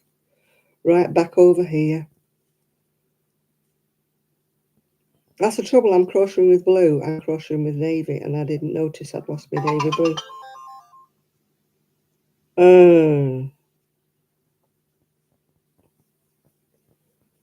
I love salad. Oh, I got the other week. I thought, right, I've not had KFC for years. I'll order some. God, wouldn't be ordering it again. I am not a KFC girl, I've decided. I do not like chickens. Oh, do not like KFC. And I'd ordered it and I thought, well, I'm hungry. I'll have to eat it. But, I just did not enjoy it at all. I thought, no, definitely not a KFC girl. Right, I've tied a knot. I'm not having a good time with this. I'm not. I see Sheila's still making her zipped bag things. Yeah, we'll have to have a go at making them, won't we, Val? We'll have a little stall on the market making notions, potions, notion bags. They're not kidding. They've changed the ingredients. It wasn't nice at all.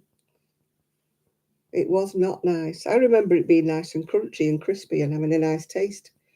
This was more like soggy. Never had soggy KFC before, but it wasn't nice at all. And even the gravy. The gravy's not as nice as it used to be, unless my taste buds have changed. I must confess I have not had KFC for years. And it'll be years before I have another one. Yeah. I can't understand why people go mad for it. No, definitely no. Oh dear. Bloody KFC in Fleetwood closed down. No. Don't wonder. I don't wonder. Yeah. Don't want it. Yeah. I'd be alright, Val, if I started getting up in the morning. Half the day's half over before I'm waking up, and then I'm getting cross with myself because I'm missing half the day. You know. I'm using all my bits up. I've got the sleeves to do yet. God knows what colour the sleeves are going to be because I'm running out of all my colours. I'm using all my bits up of me sock yarn, bits of sock yarn. But it's nearly all miserable colours. Hey, never mind. We're getting a hobby craft in Blackpool. Mine, I believe it's dear. Tracy goes there quite a bit, and she said it's quite expensive. It'd be all right for all the bits and bobs, you know, that you can't get other places. You know, the what they call notions, don't they, in America? They call everything notions. In England, they call them findings, I think. You know, things like necklace things and stuff like that. You can never find anything like that. Even buttons you're finding hard to find in Fleetwood. Oh. I nearly lost my dandelion and burdock. I nearly fell on the floor. I want to go to Mrs. Whatnot's Emporium. We'll have to organise a trip, Val, because you know I've got no transport. We'll have to organise a trip to Mrs. Johnson's Emporium. I have to go there before she sells it, yeah. That's where I want to go. We need to organise a trip. Nobody else will want to go, only me. Whenever you feel the urge, let me know, Val. It's no good me asking my family. I've got the rest of some crisps. Hand-cooked, lightly sea-salted crisps from M&S. Yeah. Have you ever been in there, Val? Have you ever been in Mrs. Johnson's Emporium? Sounds nice, doesn't it? Emporium. Hi, Mrs. Yukon. Hello, Gloria.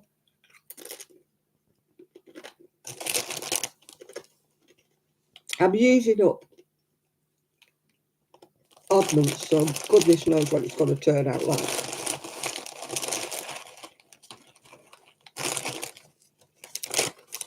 Goodness this nose. It's like Lucky Dip. Whatever colour comes out the bag, I use. I've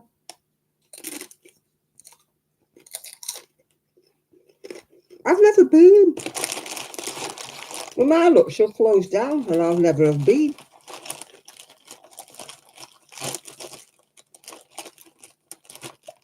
I'd like to go to one of those knitting shows as well, but I couldn't get anybody really interested when I mentioned it at Knit Club last week. I mean, Lindsay goes anyway, doesn't she? Because she exhibits. But nobody else seemed interested in going. And we all know that Sandy will go, but she goes with her husband. But I've no way of getting there.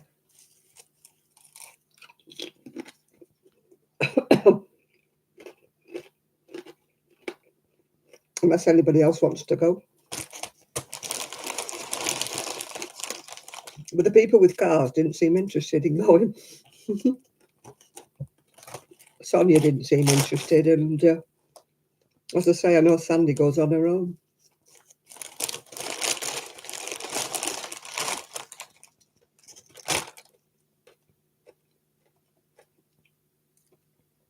I make you smile. Ah, see, there you go. I've got my uses then.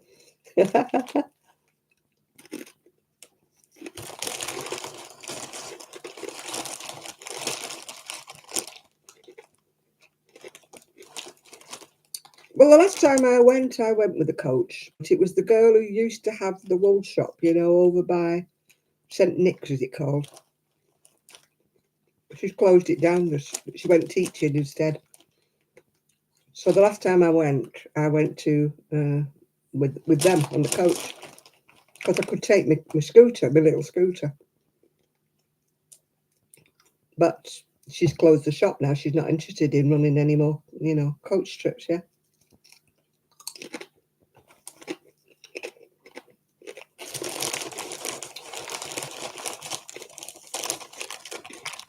We could hire a minibus, I suppose, if anybody else wanted to go, but nobody seemed interested when I mentioned it at Knit Club. Sonia wasn't interested, and Sue can't leave, you know, but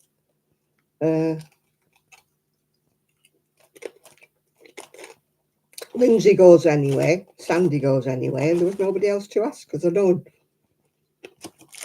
Hilary wouldn't want to go. So there's only me who wants to go. Can't hire a coach on my own, can I?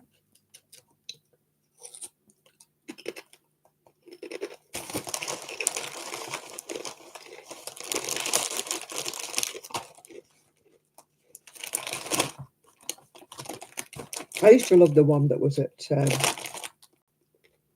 what was it called?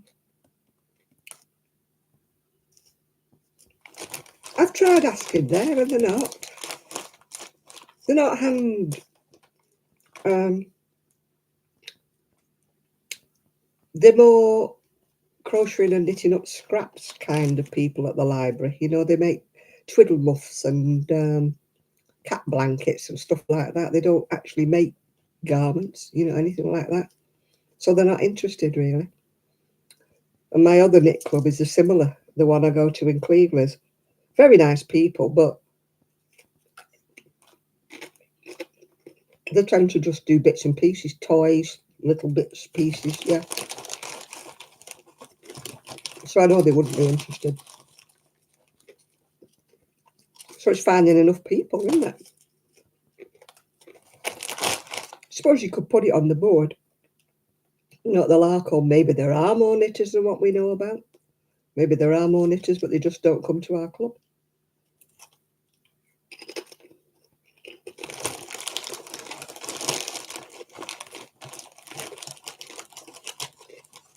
Because not everybody wants to come out in the evening, let's face it.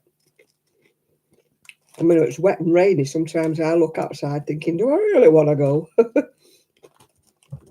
I enjoy it when I get there, don't get me wrong, but it's, you know, sometimes I have to brace myself.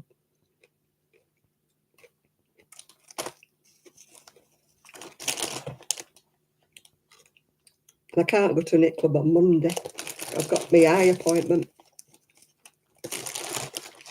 You know, about the lasering. They'll just look at them and say, fine, fine. Bye, ta-ra. Hi, Lydia. Yeah.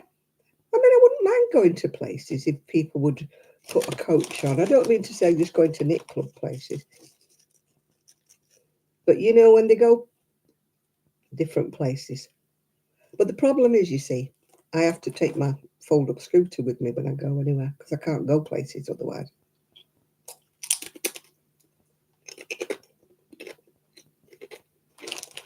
I know they do trips to Berry Market and that, but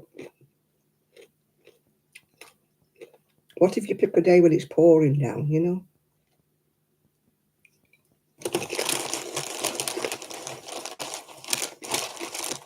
You've booked it, and when you get there, it's pouring with rain, you know. There's not a lot of places you can hide and huddle, Berry.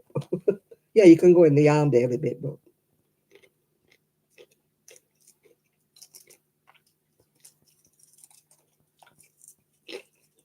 But I need to do more this year. Last year I never went anywhere, never did anything. And everybody's saying, where have you been? What have you been doing? And it's like, oh, Fleetwood, Cleveland. Can't even get to St Anne's because I have to get the tram down to Blackpool, then get off the tram and then go and find the bus that goes to St Anne's, lug my scooter on the bus. You're Bournemouth. I've got another friend. Like me, she loves charity shopping, she loves rummaging for bargains and that. She doesn't live anywhere near me. I think she lives in Nottingham or somewhere. I want a good charity shopping. It's difficult. Trams are great. I can wheel my scooter.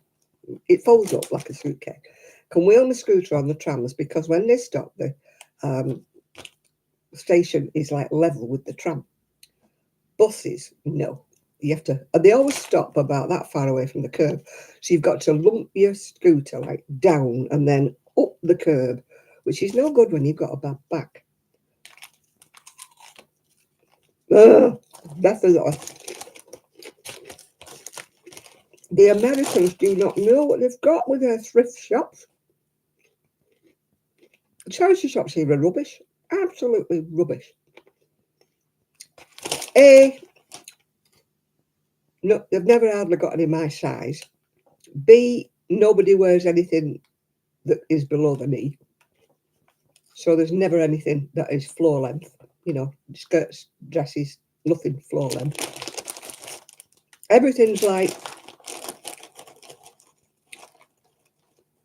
it's not highly priced, but it's highly priced for what it is. You know, you don't want to pay £5 for a top from Primark when it probably didn't cost £5 in the first place. That's my sort of saying. When you look on eBay, some of the dresses on eBay, like £25, £30, and they're not new, they're second hand, and you're like, that's the whole point. You know, unless they've paid £80 for the dress and want to sell it for 25. But you know they've paid 25 for this dress and they want 25 for it when it's second hand. And I'm like, no, sorry, no.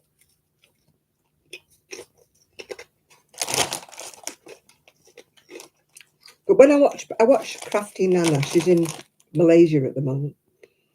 But when she's in the UK, she goes charity shopping all over the place. She goes to Wales and everywhere. And honestly, some of the bargains she picks up, like £2.50 for a skirt, you know, £2 and that. And I'm like, oh boy. And they're all long flowing things, long flowing dresses and that.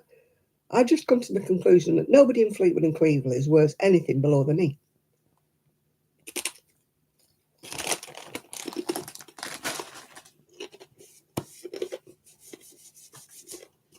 Oh, you want to look at nice bottoms, do you, Patricia?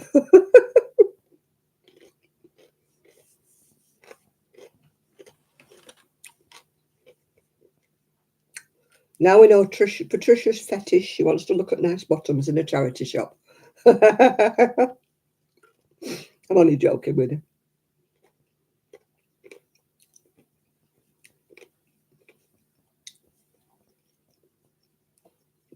I like looking at nice bottoms. You can look, can't you? Nice young men with nice pert bottoms that are not wearing their trousers halfway down and have not got baggy backsides in baggy tracksuit bottoms. No, turns me right off. Nice pair of pants, nice pair of jeans, nice bottom. Ooh. I may be old, but I can still look. But I don't want to look at anybody's baggy breeches. No.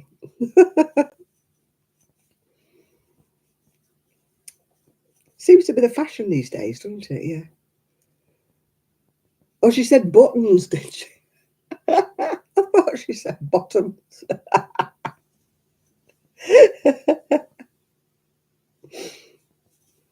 If you're looking for buttons in a charity shop, you'll look a long while. Nobody sells nice buttons around here. I used to get some beautiful buttons off eBay, but they used to come from China. Admitted they used to take a long time to come. But they used to be nice. But now you can't even get them then. Oh, I've never heard of that. I thought we'd found out your secret vice looking at men's bottoms in charity shops.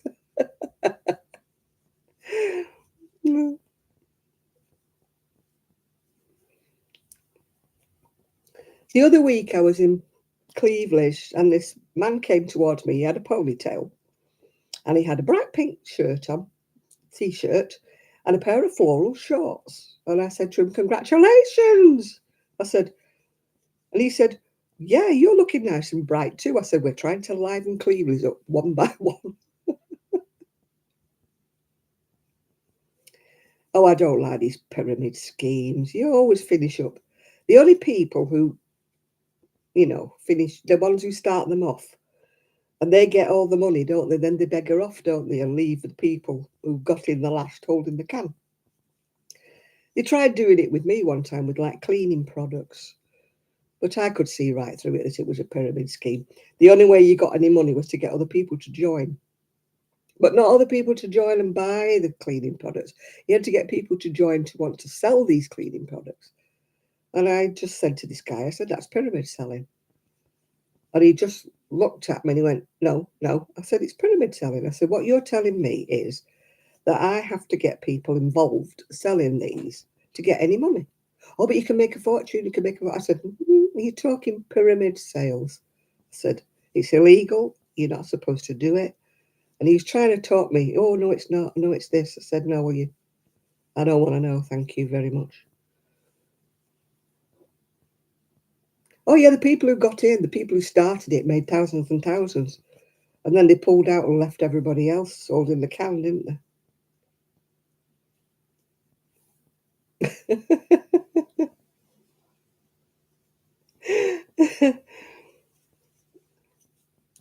I don't like men showing their backsides off. I don't mean their backsides. I mean, the builders. Yeah, that. Yeah.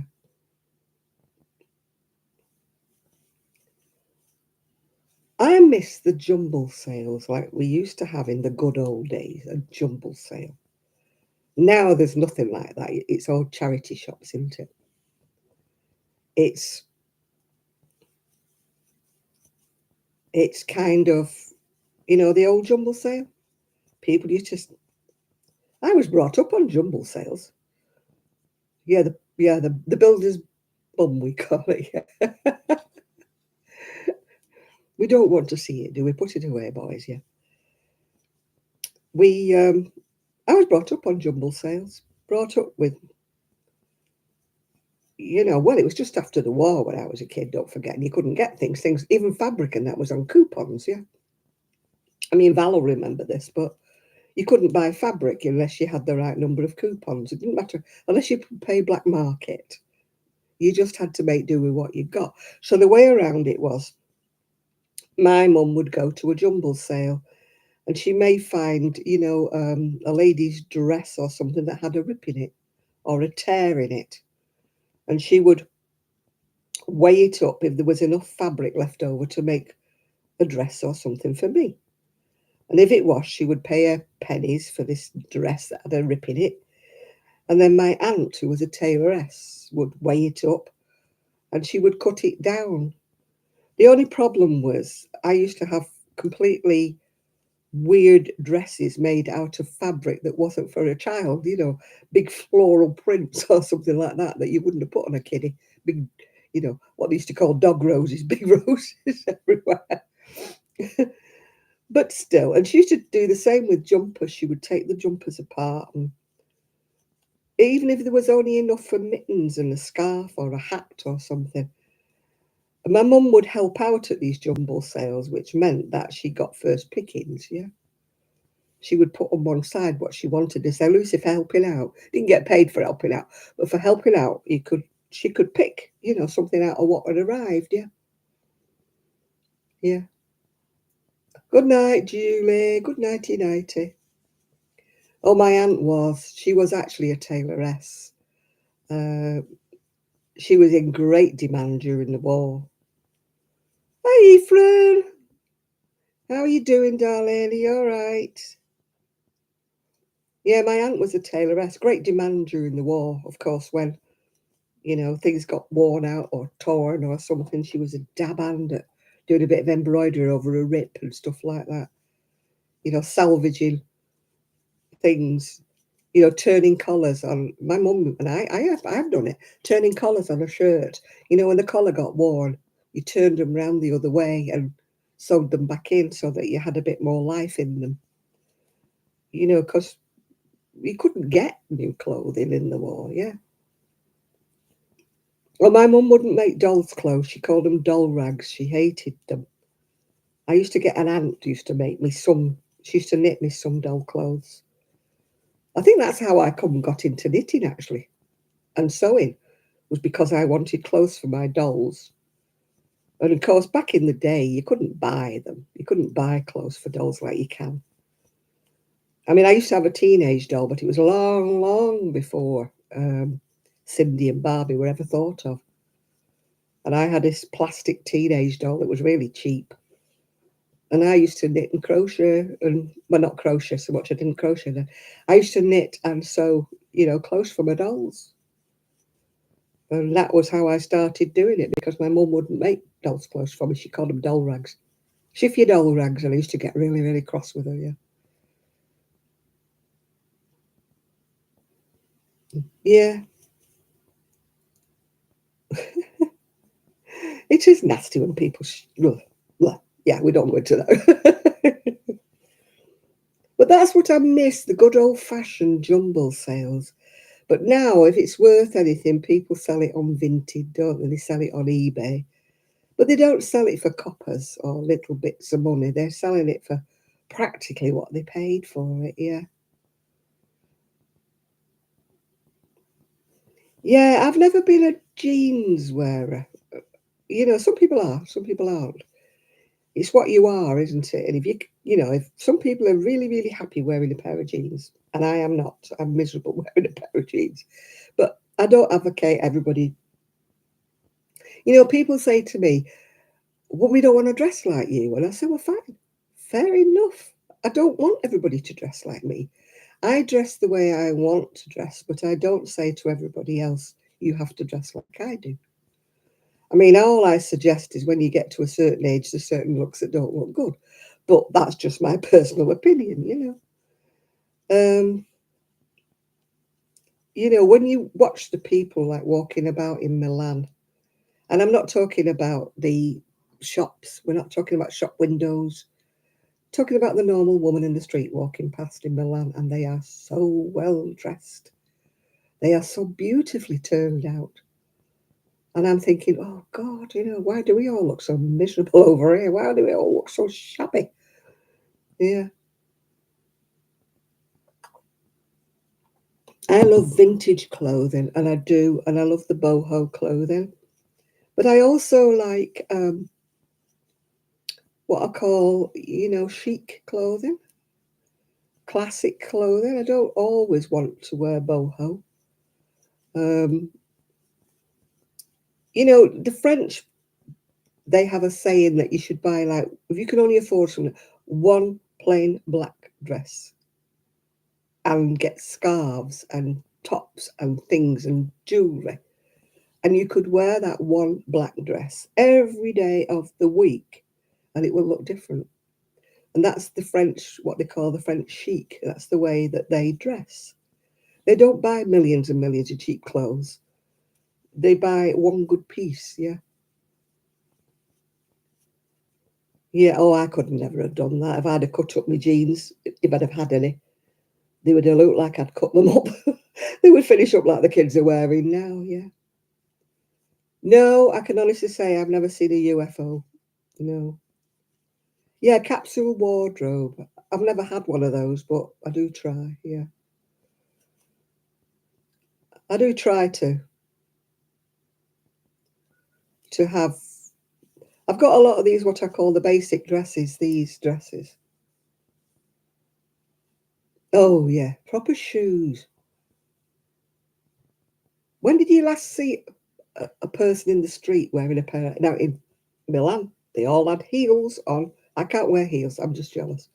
But they weren't a pair of scruffy trainers in sight, you know. I think that's long enough, do you think? I think I can get away with stopping now. I'm getting a bit cheesed off with this now, going round and round. I need to do sleeves. Yeah, I think I've got enough because I've got to put a bottom on it. Yeah, I think I've had enough now. I think I'm up to doing the ribby bits now. Yeah, sloppy trainers and they're dirty. They don't even wash them, do they? White trainers that look like they've been through a ploughed field. And we're talking about the women here, not the men. You know, they're just scruffy. And I get in trouble when I say it's scruffy. But they're scruffy. And everybody goes, oh, it's fashion. It's fashion to wear the jeans that have got. Why would you pay £80, £100 for a pair of jeans with rips in? It's designer, it's fashion. If I'd have walked about when I was a kid in a pair of ripped jeans and I thought, oh God, she's so poor. She can't afford a pair. I've lost the end of my wool here. Where is it? Where's the end? Oh, it's there. I would have been pitied. They would have thought my parents were too poor to buy me a proper pair. They would have said, oh, poor Janet. I don't own any. I'm weird. I don't own jeans. I don't own leggings. And I don't own any trainers. It's just the way I am, isn't it? It won't do for us all to be the same. I prefer to buy a decent pair of shoes. My mum always used to say, use your money and buy a decent pair of shoes and a decent bed. She said, because if you're not in one, you're in the other. And I used to think, she's right. I paid a fortune for my latest mattress because, like you say, if you're not in on your feet, you're in bed, aren't you? So why can I never find the end of a ball of wool? Oh, I've found it. Yeah, a nice pair of ballet flats or something like that looks quite smart, doesn't it? I can't wear heels anymore. Yeah, but that doesn't have to say I look scruffy because I don't look scruffy. I like ankle boots when I'm wearing my pants. In fact, I wear ankle boots when I'm wearing my skirt, to be quite truthful. Yeah, but I don't like being scruffy. Maybe it's the way I was brought up. I just don't like being scruffy. Well, what I call scruffy. I get called a snob because I say scruffy. It's fashionable to be scruffy these days. I don't know why it is. As my mum used to say, they look like they fell off a flitting. A flitting means when you can't pay the rent and You bunk out, you know, in the middle of the night, midnight flit. Yeah, you should take all your furniture on the back of a wagon and flit before the rent man came.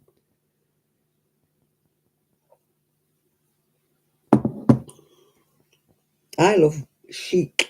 Is what I like. I like boho. Don't get me wrong. I really love boho. I am a boho queen. Yeah.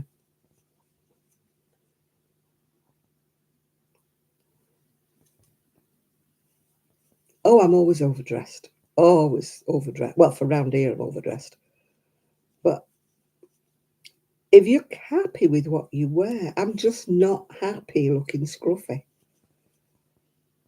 You know, I just not. I'm not. Whatever. You're either happy or you're not, and I'm not happy when I wear something scruffy. Not even in the house. My son will say to me sometimes when I'm getting, "Where are you going?" And I say, "I'm not going anywhere." And he said, "Well, you look dressed up." I said, "Yeah, I know. I dress for myself. I don't dress for anybody else. I don't dress to impress.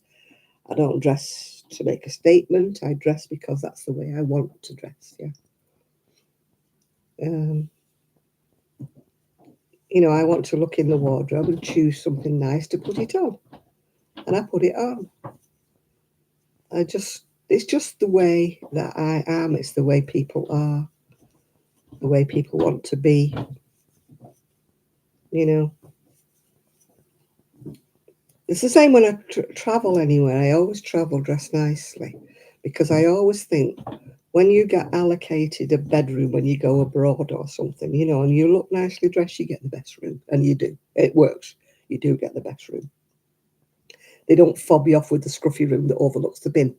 You know, if you arrive looking smart, they put you in the best room.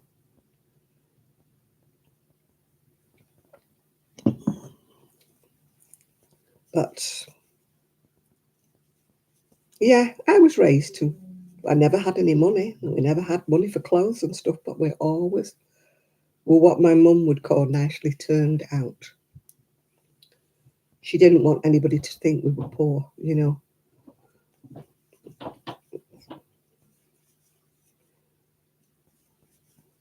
We never had a hole in anything. We never had raggy things, yeah. Well, it must be where you live. I mean, we have beggars round here, but I don't carry any money and I don't carry a handbag or a purse. When I go anywhere, my money is firmly tucked away, out of sight, so I look as though I'm not carrying any. And that's the way I am, yeah. So they don't approach me because I don't look as though I've got any. I might look as though I'm dressed up, but I don't look like I'm carrying money. I don't have a handbag that they can pinch. I don't have a fancy phone or anything like that, you know. Oh, they panhandle you around. Well, not well, around here when you're going up the street, you know. Do you have any money to spare? No. Do I look like I have? I don't think technically we're allowed to carry a mace over here. I might be wrong, I don't know. I've never carried it, so I don't know. No, I find not carrying a handbag works wonders.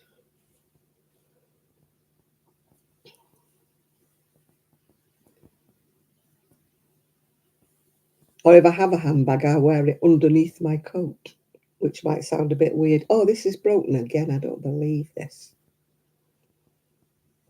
This ball of wool is just pits. It's snapped again.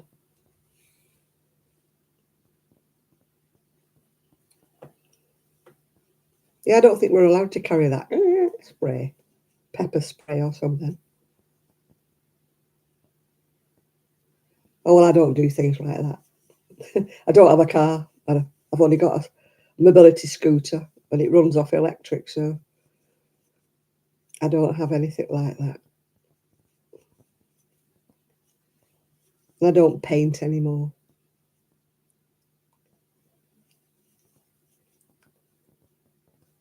I used to have like a pair of pants that I used to wear for painting in. It was all paint splattered and that. But that was the only time I wore them. And I had an old T-shirt as well. The only time I don't even have a T-shirt. I've got long sleeved vesty things, but I don't have a T-shirt. And I certainly don't have a T-shirt with a logo on it or anything written on the front. Apparently that's supposed to be one of the latest fashions. So they say. Guess who won't be in the latest fashion then? Guess who will not be wearing a T-shirt with a logo on it? My dad used to say, they should pay you to advertise. He said, why would anybody want to walk about with Nike written on them? Why would you want to advertise their things? They should be paying you for walking around with that advert on the front of you. And I thought, yeah, you're right. You know, I should have one with Jan, the crochet lady. Stop me and buy one. That'd be the only logo I'd have on my T-shirt.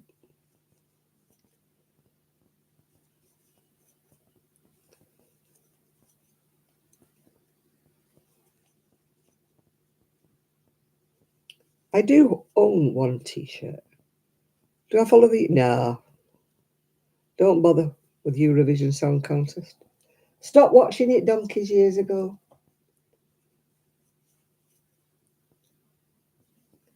I don't know whether anybody else watches it.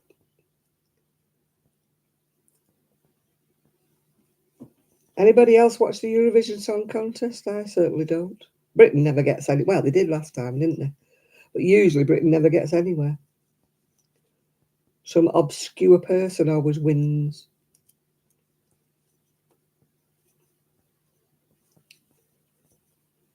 I used to watch it years back when it used to be worth watching, when the songs were worth listening to.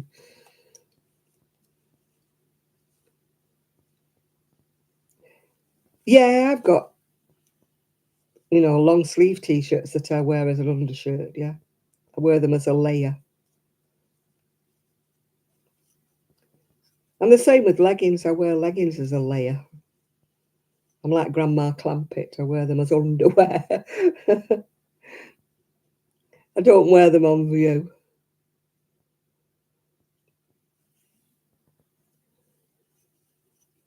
They're just, I don't know why. I just don't like any of the songs anymore. At one time, I quite liked the songs, but now I thought, I just don't like them.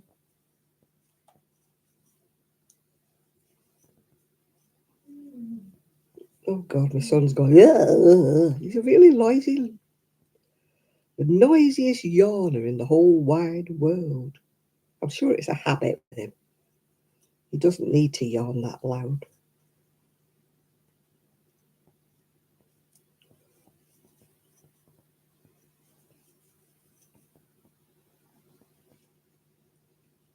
I've got all these little tails I've got to stitch in now. Ugh, hate stitching tails in. Don't know whether anybody else does. I hate tails.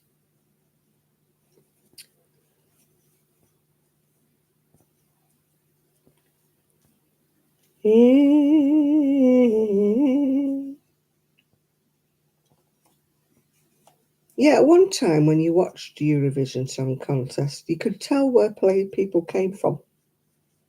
Because the songs were all really different, weren't they?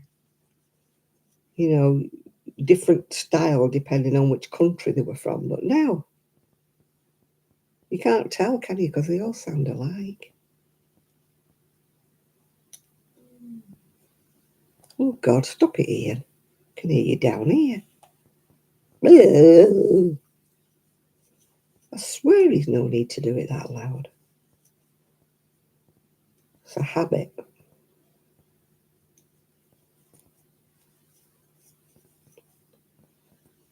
It's his birthday on Monday. My son will be 55 on Monday. I was talking to my niece. She's 50 this year. She's thinking of going to America. She doesn't know whether she's going to New York or Las Vegas. Only for a week with her husband.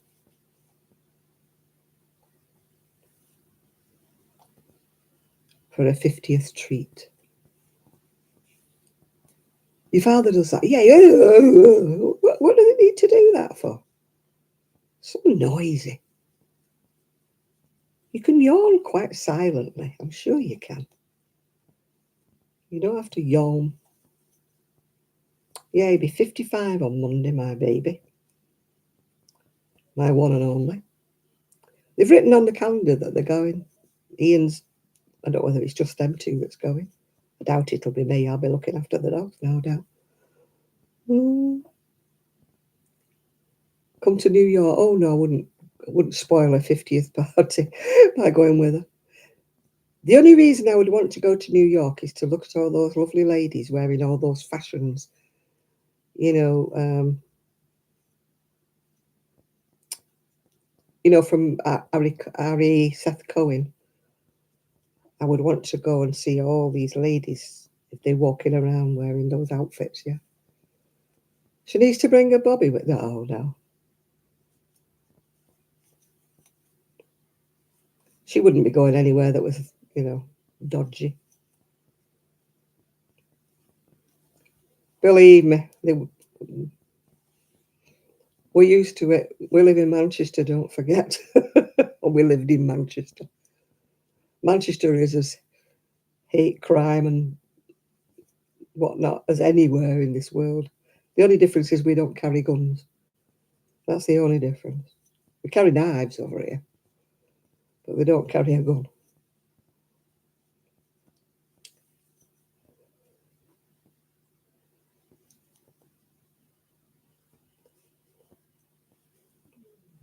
You learn basic training at a very early age around here.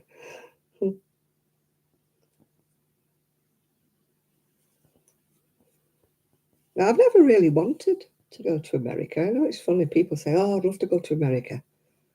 I'd like to go for the thrift shops. That's the only reason I want to go.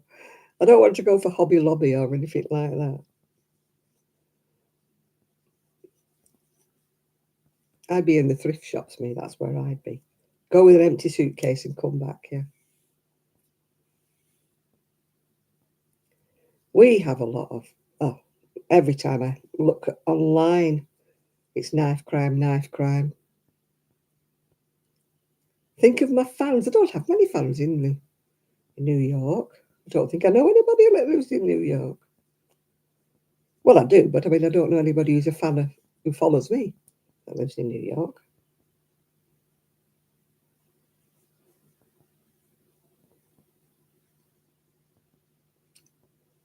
I don't know anybody who's got a a crafting channel that lives in New York.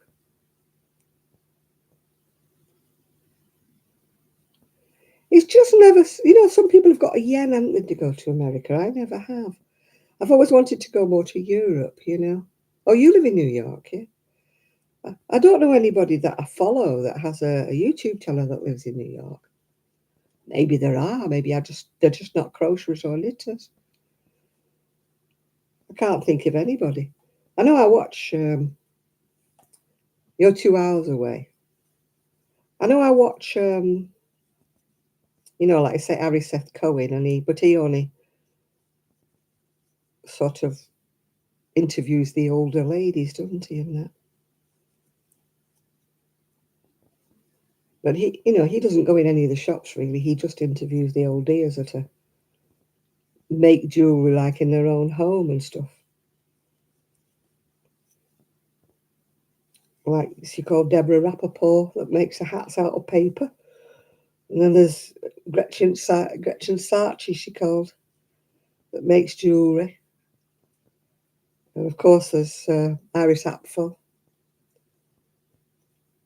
And then there was another lady that used to have a shop called Off Broadway, but sadly she's passed away now. They have these wonderful clothing shops that, oh gosh, I would never be able to afford anything in them. But I would have liked to have gone in them. I wouldn't want to go to Vegas now. Doesn't interest me.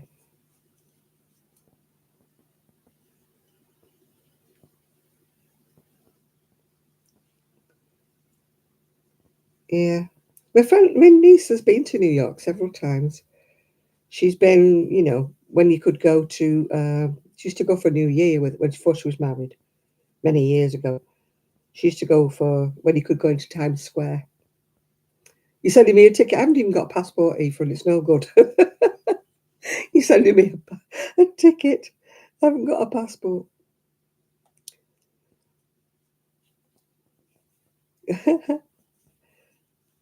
I'm going to second-hand shops. That's where I'm going. Thrift shopping. Not going to wool shops, not going into any of them. Going thrift shopping, yeah. That's where I would be, in the thrift shops.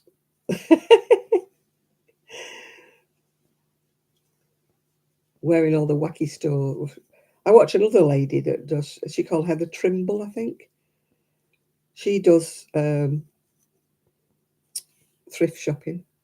I don't think she's in New York, though. I think she's called Heather Trimble. There's her and her husband that, that try on all these. And I'm watching her going in all these stores, trying stuff on, and I'm like, oh, my goodness. We have nothing like that in England. Well, nothing like that where I am, anyway.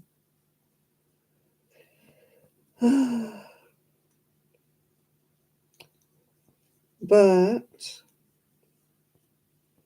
and I watch another lady, she's called Myers, T. Myers. She upcycles everything. She sews lace on things and she upcycles, turns things into different things. And she makes a lot of the boho bags, from like leather and bits of ribbon and stuff. And, oh, God, people are so clever.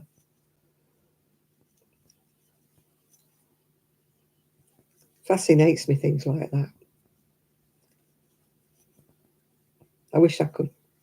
If I could sew more, I would make more things with lace and fancy ribbons and everything on them. Do you watch T. Myers? Yeah, she's great, isn't she?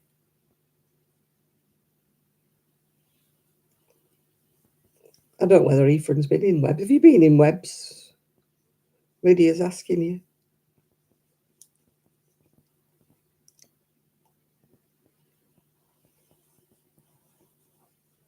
We have lots of little shops here, but we don't have any decent shops. We don't have any yarn supermarkets like you have. Hobby Lobby is kind of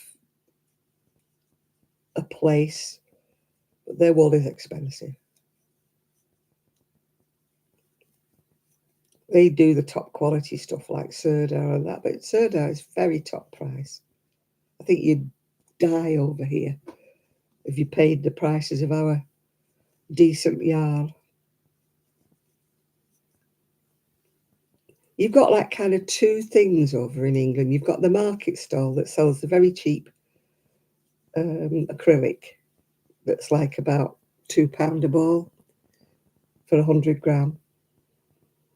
And then you've got the upmarket ones. And then, of course, you've got the hand-dyed ones that, like, eek, nobody can afford.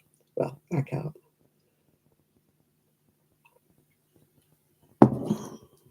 But we don't have any. I don't know whether they still have them, but I used to watch people go to these yarn tent places. Wool warehouse, you mean?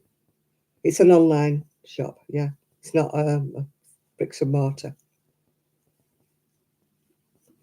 Well, we've got very few. We were just talking about that before. We've got very, very few wool convention things now, but they used to be only hand knit. It's only hand knit yarn when you go to them. You don't get any what I call ordinary yarn. There's certainly no acrylic or anything for sale in our wool conventions, wool things. Yeah, you have those big yarn tent sales where you go in and there's great packs of things that are really, really cheap. I don't know whether you still have them in the States, but I used to get people who used to be going to them, buying massive big packs for like next to nothing. And they used to be all like just piled. They were literally a tent, I think, yeah. I mean, I did have a lady, she did send me something.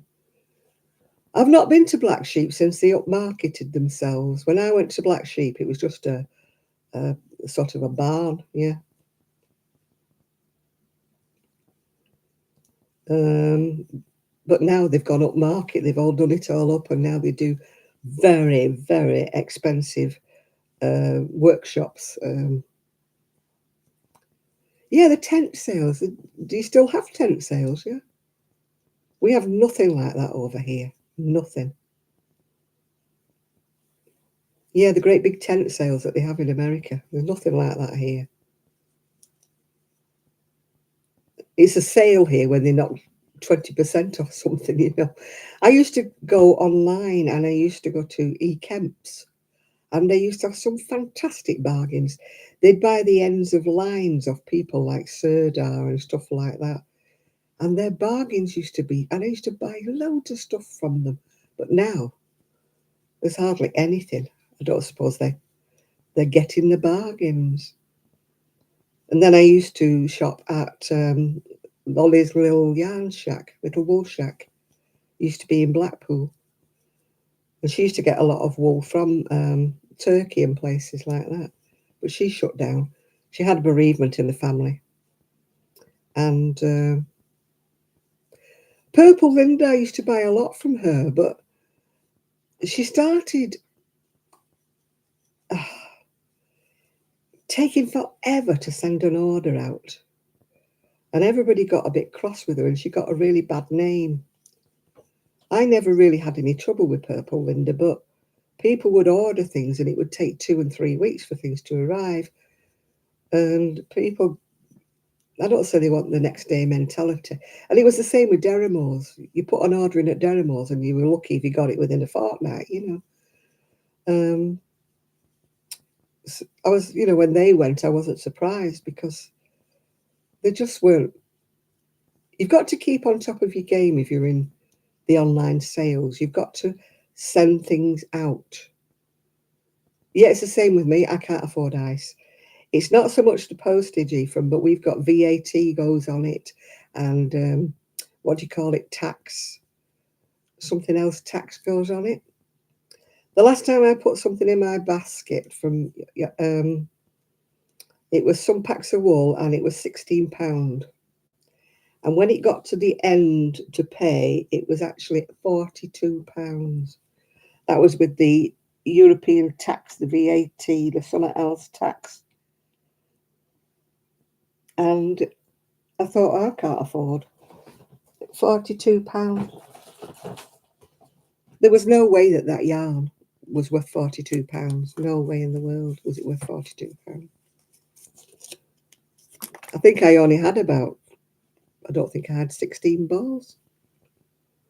I think it was 16 balls I had, and it was like £1 each. So that was like £16. But then it come to be 42. So I thought, well, I'm not paying £42 for 16 balls. No, thank you. So that's why I don't get it. People say, oh, you can buy it online, you can buy it on eBay. Yeah, you buy somebody's wool they don't want on eBay. It's not the proper stuff that comes actually from ice. It's not what I want to buy. It's somebody's tatty ends that they've got left over. That's how you can buy it here. I mean, that secret yarnery, she still buys it, doesn't she?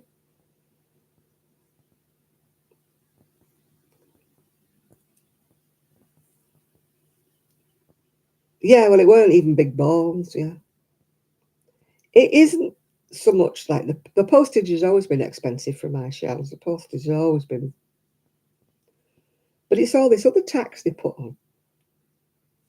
You know, this VAT and stuff like that they stick on it. I mean, I looked at something from on Etsy, something I was buying on Etsy, and it was so much it was.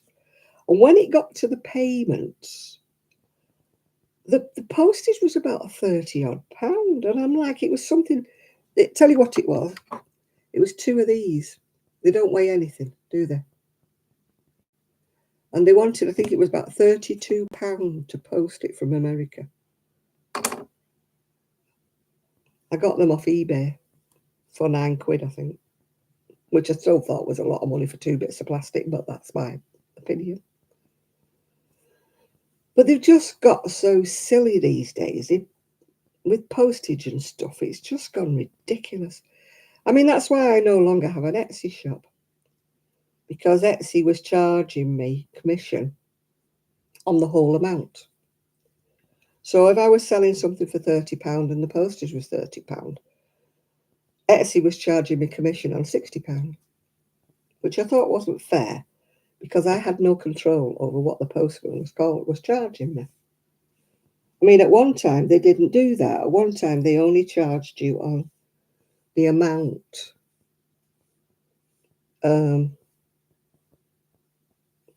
Yeah. Have you tried looking at Tracy?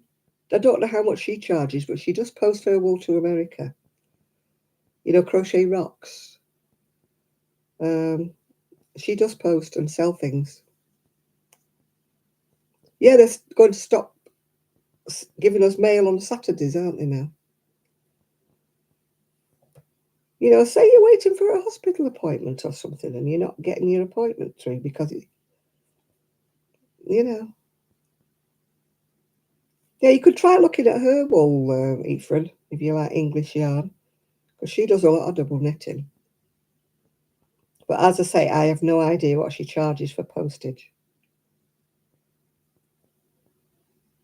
But she does everything by weight, so, you know, the more you ordered, obviously, the more, you know, the more it would cost to post. Why is my wool in a blooming great knot? That's the trouble with fine yarn. When it starts tangling up, it tangles. I'm getting cross.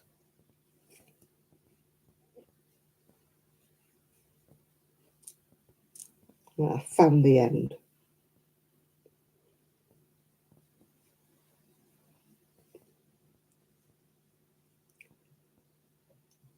I used to buy from, I think it was Karen or somewhere at one time, that used to come from America that wasn't too bad. But now, like everything else, prices have gone up. That's why I had to stop sending things to America. My trade was mostly with America. People would want, you know, my cardigans and jumpers and things.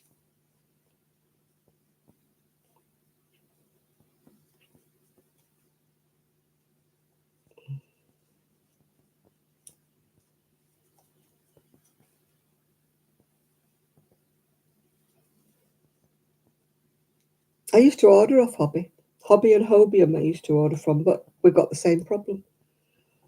Not so much the postage, it's the VAT and EU stuff or whatever it is they stick on it. VAT. Yeah, I like Hobby, whatever it is, however you pronounce it. But it's like you say, it's the postage. It kills it. That's why I stick with buying in the UK now. It's not always what I want to buy, but it's what I finish up buying because, oh, what on earth is wrong with this wool? This wool is driving me bananas.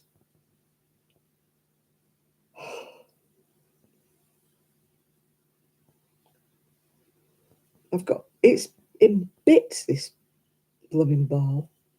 Import tax, yeah, that's it. Boho Spirit, they say it's Aran, but I don't think it is. It's more like a double knit to me. I've got some in my bag here. Let me see if I can find it for you. Oh no, it's not. It's unforgettable. It's very much like the boho. I call that a double knit.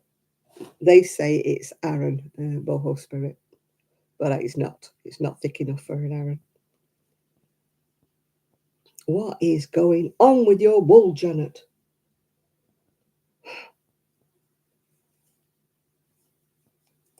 Yeah, I only make garments. I don't make other. If you can't wear it, I don't make it. That's my attitude. That's why I was a bit disappointed with the book and the fact it's washcloths and stuff like that. And how many blankets can a person use? I cannot understand this fascination with making blanket after blanket after blanket when they all finish up in the blooming charity shop. I watched a video once where this lady had gone into a charity shop and she had a shopping trolley piled high with it's John. Good night, John.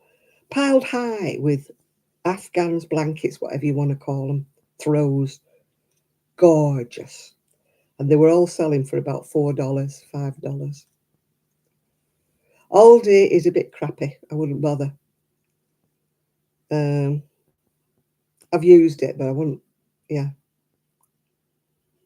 I wouldn't recommend Hobby. Not Aldi, sorry. I could buy it here if I wanted to, but the quality's not there. And to be honest with you, if you watch Sheila, she was buying it, and she said it's all changed. They're no longer buying it from Turkey anymore. They're buying their yarn from somewhere else, and it's not the quality that it once was, I believe, although I don't buy. Yeah, Hobie's, I mean, the wool is lovely. Well, the yarn, I've got a lot of cotton in the shed I've got from Hobie. And it is lovely, but it's like the import duty and stuff that just kills it. Well, it did for me, especially when I was buying to make things to sell. I just could not compete, because I'd be buying yarn that I was paying £2 and £3 for one small ball. And like, obviously, you're making a garment, it's costing you £30 to, make something in cotton, and you can't sell it. I just couldn't sell it because if I was asking £50 for something that had cost me £30 to make, and then there was £30 postage on top, I could not compete with anybody in America that was, having to pay what box price for a postage. Yeah. Yeah, I think the thing is people who love to make blankets don't think about the person that they're giving them to. They don't think, what colour scheme is their house? Do they really want me to make them a blanket? What colour scheme is the baby's nursery? It's no good making a blanket because you like the colours if the person that you're giving it to hates them. Because for a fact they're not going to use it and they're not going to bother with it and they're just going to throw it in the bin. So you may as well have never made it in the first place. You always see people saying, oh, I made this blanket for my workmate and it cost me so much to make it and I know she didn't like it. And I'm like, yeah, but did you ask her in the first place, did she want a blanket? Or did you ask her in the first place what her colour scheme is? It's no good you making her a red, white and blue blanket if the girl only likes beiges or, neutral colours in her lounge. She doesn't want a red, white and blue Afghan,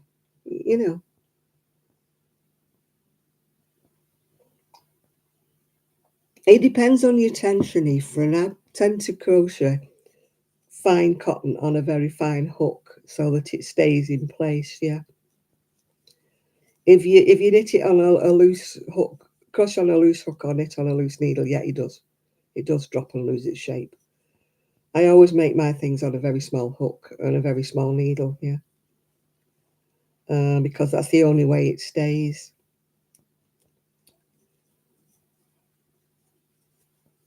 Yeah. That's my thing about like a lot of modern young crocheters. They do everything on whopping hooks and great thick, blanket yarn, that plush. I saw one lady, she'd made shorts and like a bikini top in that plush wool. And I'm like, ugh, who would want to wear a pair of shorts in plush? I'm sorry, but ugh. Unless you live at the North Pole and then you'd want a pair of trousers in plush or a sweater in plush. But a pair of shorts and a bikini top in plush, no. But, you know, but as I said before on one of my videos, my pet hate is a young 20-year-old college student saying, how to run your crochet business. And I'm like, you're living in a college dorm, or you're living at home with mum and dad. Your car's probably paid for by your parents, yeah? You've no electric, you've no gas, you haven't paid your first lot of income tax yet. Come back in a year or two when you're still running your business and say how to run your business, yeah? But they give people like the wrong impression. They give somebody who does a bit of crocheting. The number of people who said to me when I was doing it, oh, I'd love to give up my job and crochet all day long like you do. And I'm like, good luck with that one. Good luck, love. Keep a wage. At least you get your wage. Rain or shine, you get your wage. You know, it's not that easy. Or people used to say, oh, I'd love to have a wool shop like you did. It must have been lovely to sit there crocheting and knitting all day. And I'm like, yeah, you what? What about tidying the shelves? What about sorting everything out? What about keeping everything clean? What about up and down the ladders all day long? And we had shoplifters to a certain extent, but perhaps shoplifters weren't too interested in wool, you know. Maybe I was looking like that. They would try to steal the baby dresses and the baby things. Yeah, they would try to steal those. We always had to be on guard, you know, for stuff like that. Fortunately, our shop was quite open plan, and I did have quite a few staff. So the minute somebody started looking a bit furtive, you know, we were there, on it like a bonnet, as they say. Shoplifters are rife over here. You know, anything that's not screwed down. It's got worse.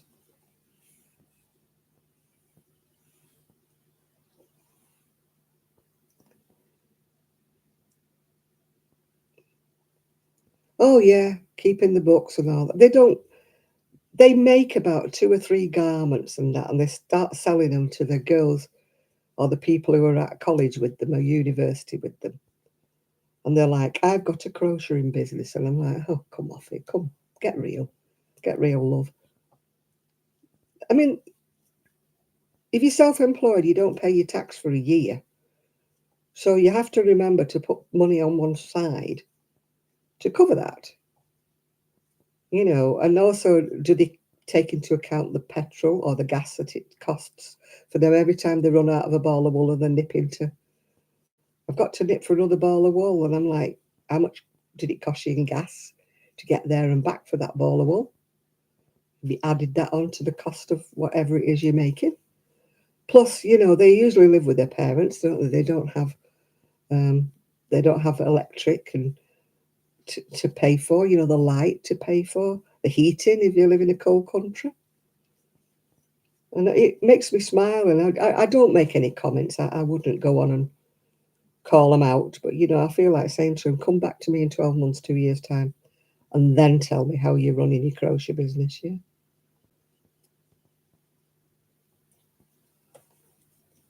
I've had businesses in all my life, you know, up to me retire. Well, not up to me retiring. If it had been that easy and it had been that good, I would still have a wool shop, yeah. But it just got so hard in the 90s, and there was no such thing as selling online back then. There was no eBay, there was nothing like that. And it just got too hard, you know, the bills kept rolling in, and you had your wages to pay, you had your council tax to pay, your business rates to pay. Then you had to, you know, like keep your books and the accountant and everything to pay, electricity, heating, all of that. The VAT, we had all the VAT, it was done separately.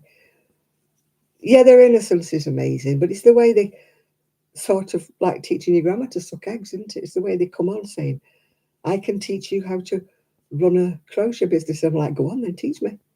Teach me. Tell me how it works, because I'd love to know.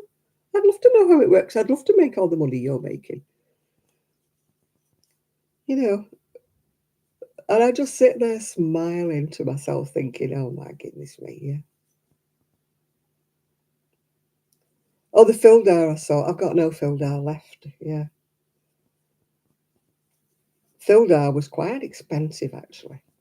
Is it still around? I don't know if it's still around. I've still got all the books that I bought from them. I love the books. I've been asked many times, will I sell them? And I'm like, no.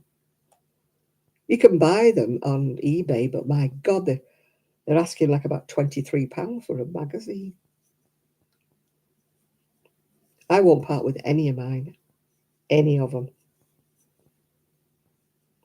It's like people want to me to part with my ice yarn, but they want the the rainbow ones and that, which I was like, no, I can't buy it again.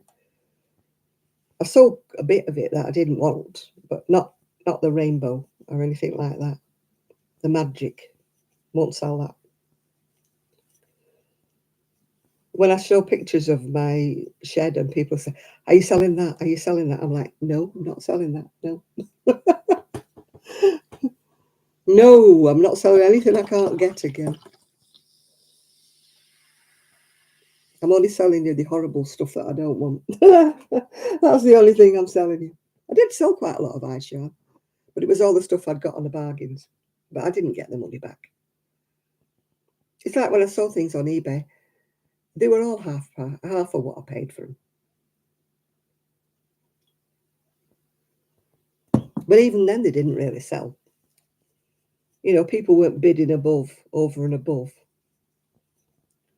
If I put it, say, it was 14 balls and it'd be £8. And it'd be like a bid at £8, but that's what it would be. Somebody would bid me £8 and that was it, was gone. Nobody would like say £8, £10, £12, something like that. No. And I tried putting it at a set price, but then I didn't sell any. But I mean, those like, say, I was saying 12 balls or 14 balls, I'd have paid £1 a ball for it by the time you added the postage in and everything. And I was selling it for 50p, Hello, Jill. How are you? How are you doing?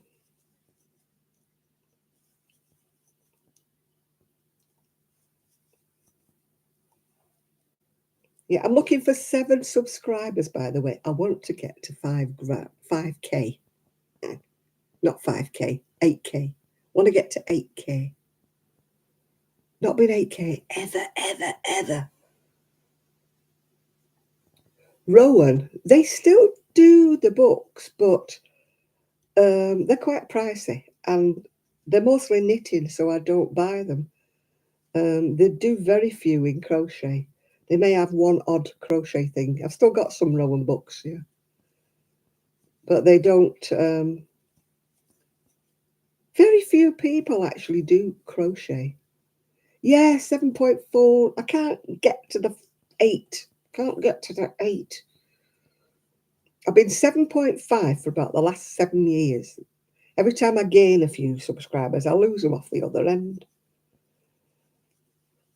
It's like kind of like, oh, in one side, out the other. In one side, out the other. Every time I get a little bit closer, it's like, then they go again. Yeah, yesterday it was 7494. Today it's 7493. So I've lost one. Lost another one. Why does everybody hate me? They don't want to join me. And then I get people saying, oh, I've got to 14,000. Oh, I've got to 13,000. Like, I can't even get to 8. Yeah. I've had a few good ones from Serdar did quite a few nice summer type crochet books that I've still got. Yeah, another one bites the dust. They probably go again, yeah. I've got quite a few nice crochet books from Serdar. And a couple from Hayfield I've still got, yeah. But I won't part with any of them because you can't get them. Well, you can still buy them on eBay and Etsy, people getting rid of copies, yeah. But I used to like Montricot. Oh, a Janko, there's something. The thing is, you see, it's not the cost of what, because I'm going to be selling all my stuff at half price. I've decided I want to get rid of it. It's the cost of me posting it to you. That's what kills it all. You know, when you start saying, oh, well, I want so much for the jumper, but I want £30 for the postage, it's like, it just kills it. My trade was mostly to the US. So it just killed it. It just killed it. It was just died a death. What with that and Etsy charging me commission on the full amount, including the postage. And then that was it, you know. Yeah, but most people won't, Christine. Most people, if I say, it's 30 quid. The last thing I posted to America, all right, there was a few things in it, was £90. It was just for the postage. I mean, luckily, it was a big, big order, and she did pay it. But I felt embarrassed, you know, telling her it was 90 quid for the postage. The book I was talking about is, where's it gone? Oh, it's here.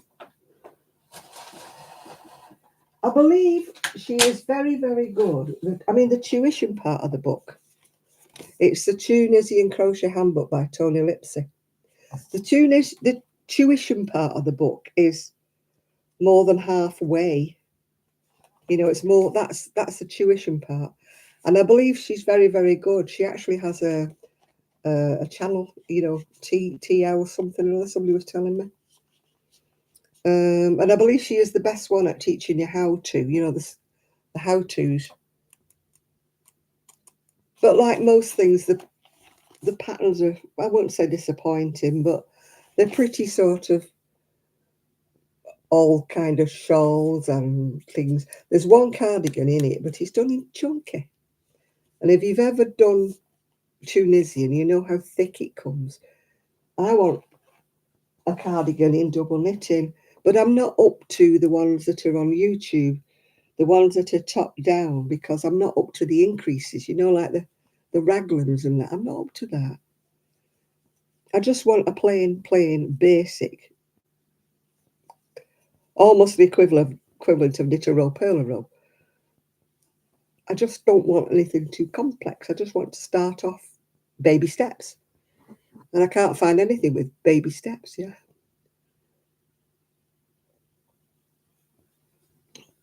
Everything is complex.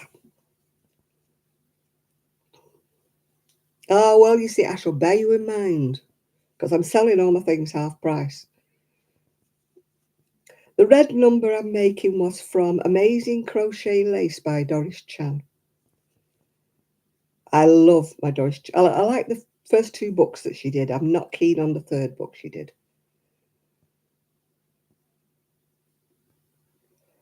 Could I use it now?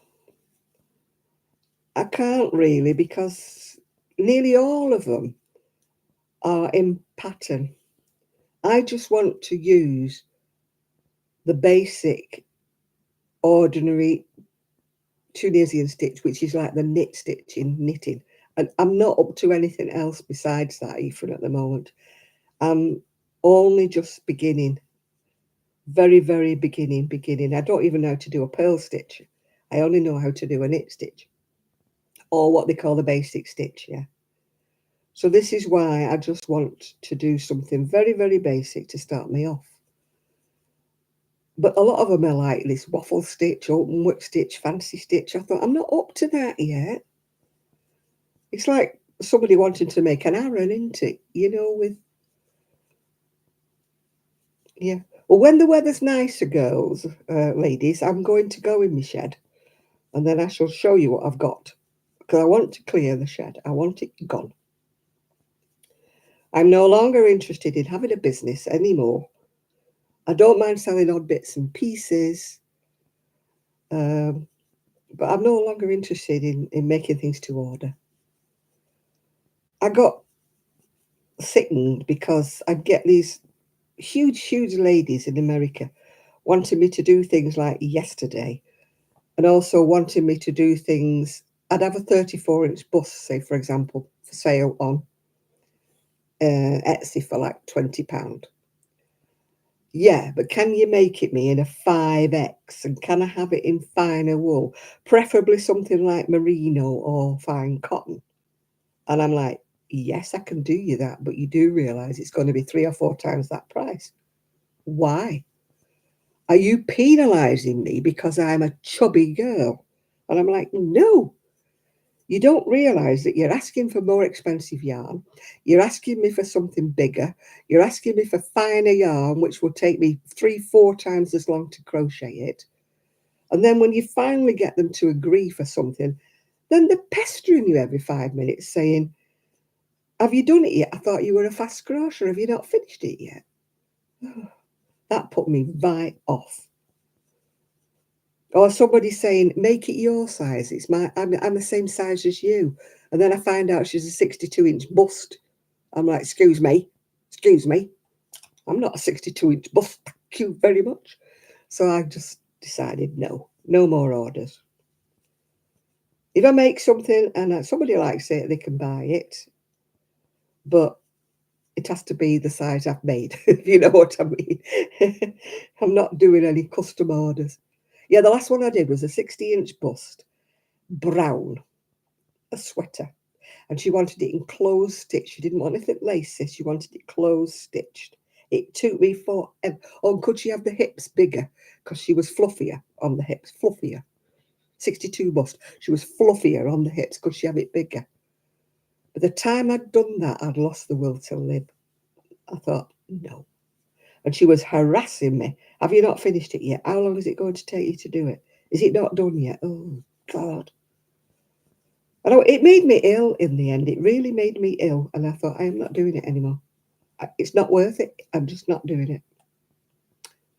Yeah. That silk sweater I couldn't do. It was slithering and slipping and it wouldn't stay.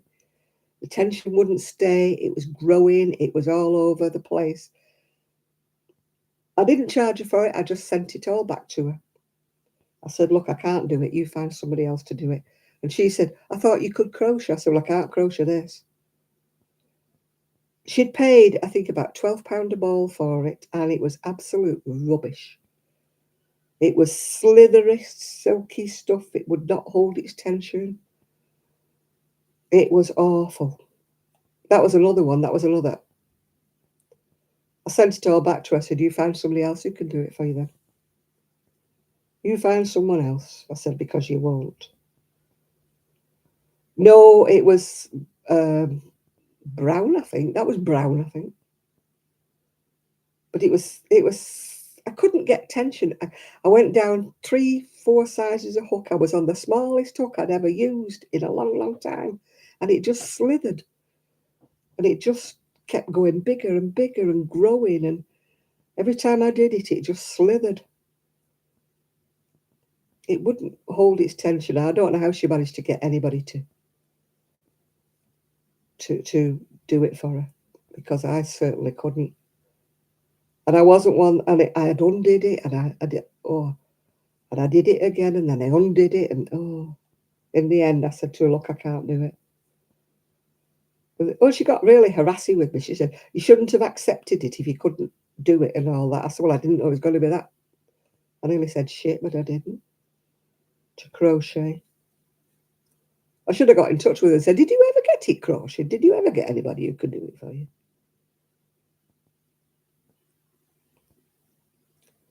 She was trying to say, oh, well, I've knitted with it and it was all right. I said, yeah, well, maybe it was when you knitted with it, but I couldn't get tension. It just slipped. It just would not hold on itself. It just flipped. And no matter how tight you tried to crochet it, I was on a tiny hook. It just kept slithering and it would not stay in tension. It wasn't silk. That's one thing it was not. It was not silk. It could have been rayon of some description. But she got duped. She thought it was silk because it definitely was not proper silk. I mean, a lot of things that they sell for silk, when you look at the label, it's actually viscose or it's rayon. And they sell it as silk. And it's not silk at all. And that wasn't silk. That I'd never seen a silkworm, I tell you. But that's what put me off. Those were about the last two things I had to crochet, and that's the trouble, you see, when you take orders, they demand a certain style. And you're looking at them and you think, I'm not being sizist, I'm not being awful, but that style is not for a fluffy lady. They'd want me to make like what I call muffin tops. And I'm saying, do you want it down to the waist? And they're like, no. And I'm like, you're massive. You know, I didn't like saying that to the face. It's like, you're massive. You're massive. But, and you know, you don't want your belly hanging out in between. But they don't seem to care, do they? Some people, yeah. The sari silk, I had to knit it in the end. I couldn't crochet it. It wouldn't crochet. It just wouldn't lie flat. It's a beater. Very, very expensive it was. It cost me, I don't know how much for that yarn. And every skein was a different colour. You had to watch what you would. I mean, it didn't actually matter with what I made, because if you look at it, every skein's a different colour. All supposed to be the same lot. But every skein was a different colour. And it was I could not crochet with it. I tried my best to crochet with it. It would not crochet. But I managed to knit with it in the end. I still got a little bit left, but not enough to make anything with. I haven't got any more red left. I think it's purple I've got left. I've got some odd ones.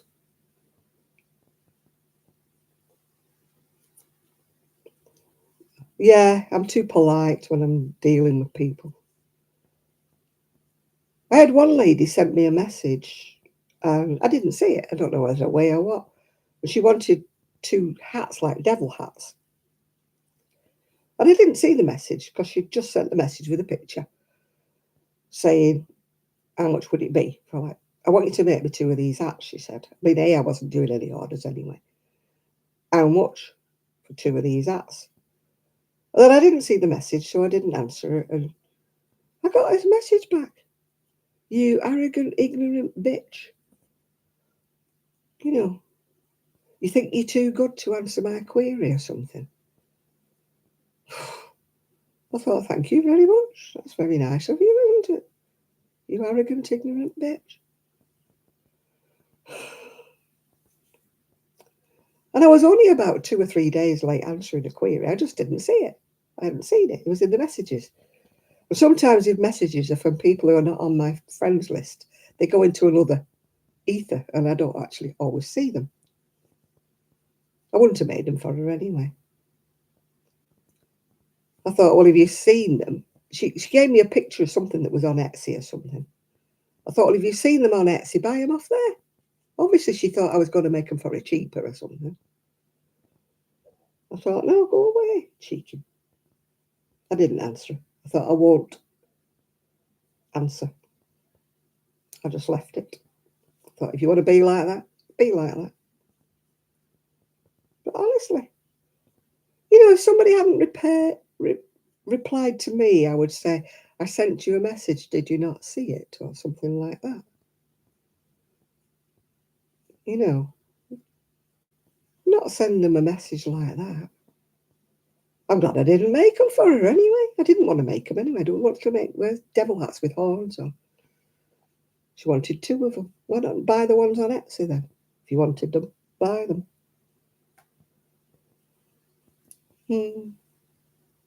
People think because you crochet, you're going to do it for nothing. I had another lady, she sent me a picture of a gorgeous skirt. It was crocheted. Beautiful, long, full-length skirt. Very, very hippie. All very lacy, done in cotton or something like that.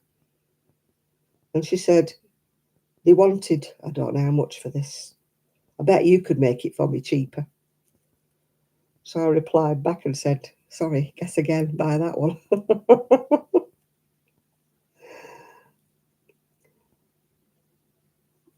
Bet I could make it for her cheaper. I thought, phew, no. And the number of people who say, you know, will you make that for me? I'll buy the wool. And I'm like, oh, really? Right, will you? You're not my friend. You're not my relative. I don't know you. Why would I make it for you for the price of the wool? No.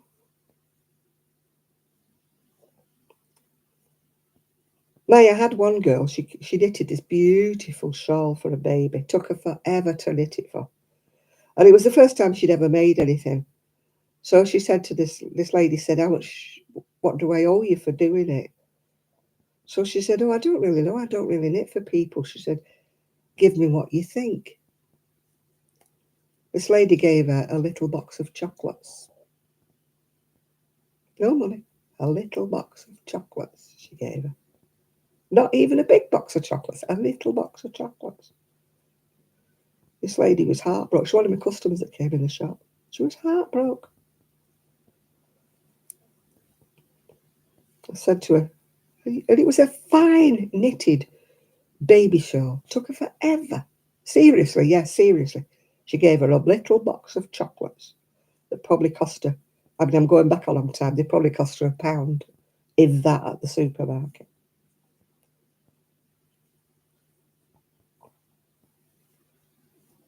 Yeah, because she didn't know what to say. I mean, she obviously wanted money.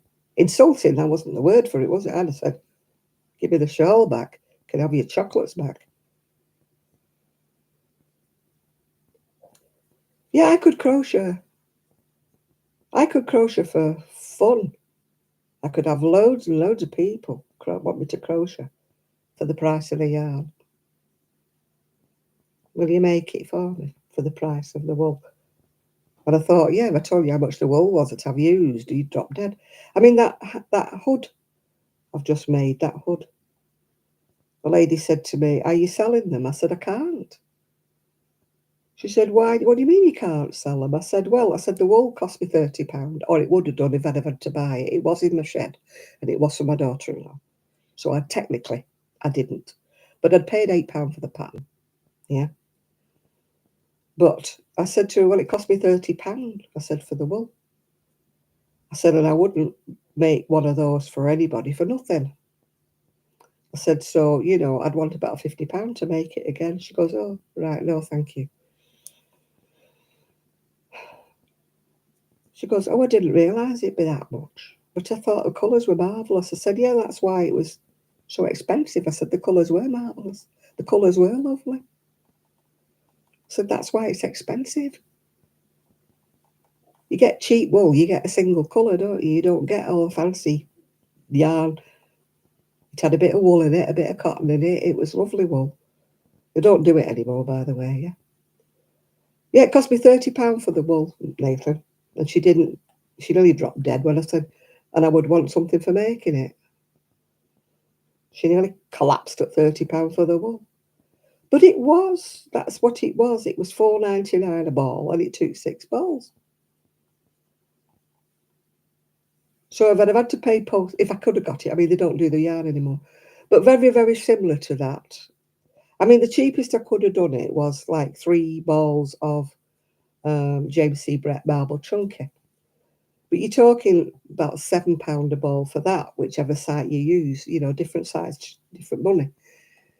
So that would be the nearest I could have got, would have been James C. Brett, but that would have been at the very least £24 for the wool, plus the postage that I would have had to pay to get it sent to me. Because you don't get postage paid free unless you're ordering £30 in a lot of places. People just don't understand, you know. If it's somebody who knits and crochets, they don't balk at it because they know how much it costs. And they know how much it would be to make it. But other people have no idea. They go to Primark, they see some at £3, don't they? Think you can make it for less.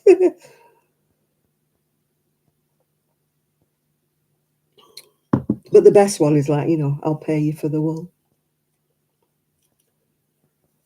if you make it for me. I don't mind if it's a good friend. I don't mind if it's a relative. When it's somebody I barely know, like, nah, sorry, mate. I'll not bother. I'll make it for myself, or I'll not bother.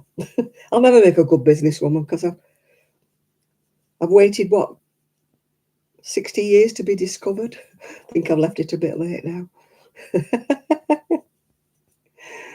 I will never be a designer crocheter, one that can charge $50 for them plushy hats, with a little throw around.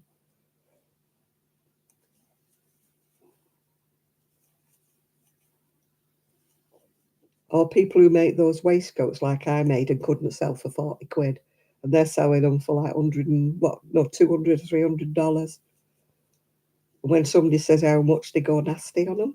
Yeah, you pay for my time and my expertise. And I'm like, I can't make one for 40 quid,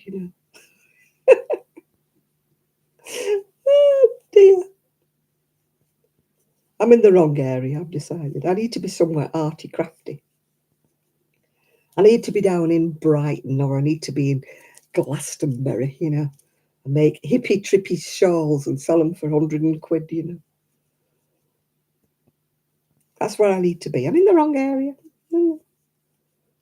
I'm not 20 selling to my peers,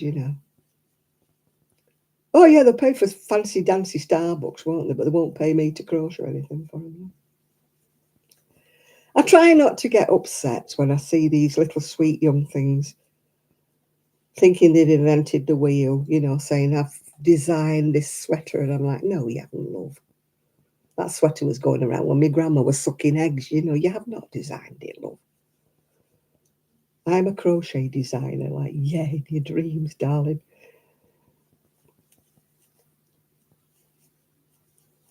Yeah. And then they do videos, how to become a crochet designer. And I'm like, well, pick an original design for a start off, love, but I won't be nasty, I won't leave them a comment.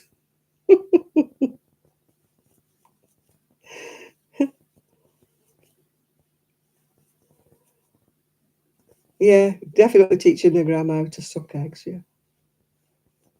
I mean, there's a lot of glorious crocheters around, but they're not so big-headed. Have you looked at the Eastern European girls, or even the Japanese? Those Japanese crochet patterns. I couldn't even begin to start with one of them. They're fabulous, aren't they? They're done in fine, fine cotton, intricate designs. And you're looking at them thinking, oh my goodness me, they are so talented.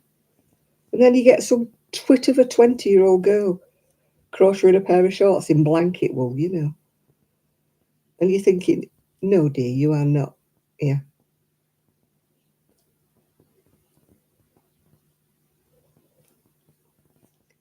Yeah. I wouldn't even know where to start. That's one thing I've never, ever wanted to do. Well, two things I've never wanted to do. One thing is buy fleece and learn how to spin it. No. You'd have to buy a wheel. You'd have to learn how to do it, wouldn't you? And the second thing is dye wool. I mean, Tracy, when they came on here earlier, Crochet Rock, she was saying that she's got a kit, bought for her to dye yarn. I've never wanted to do it. Kelly did. Kelly wanted to do it, and Kelly did it, but I've never had the yen to want to do it. It always seems kind of like messy to me. Oh, they're difficult. They're not easy, Nathan. Would you say it was easy, Patricia, to do a drop spindle? I think somebody bought one. I don't know whether it was Kelly bought one or whether it was Sue bought one. Somebody I know bought one, but never got the hang of it. It's a lot of effort for very little. I know quite a few people who've bought the drop spindles. They've gone to these knitting wool shows and got seduced by this woman who can do it,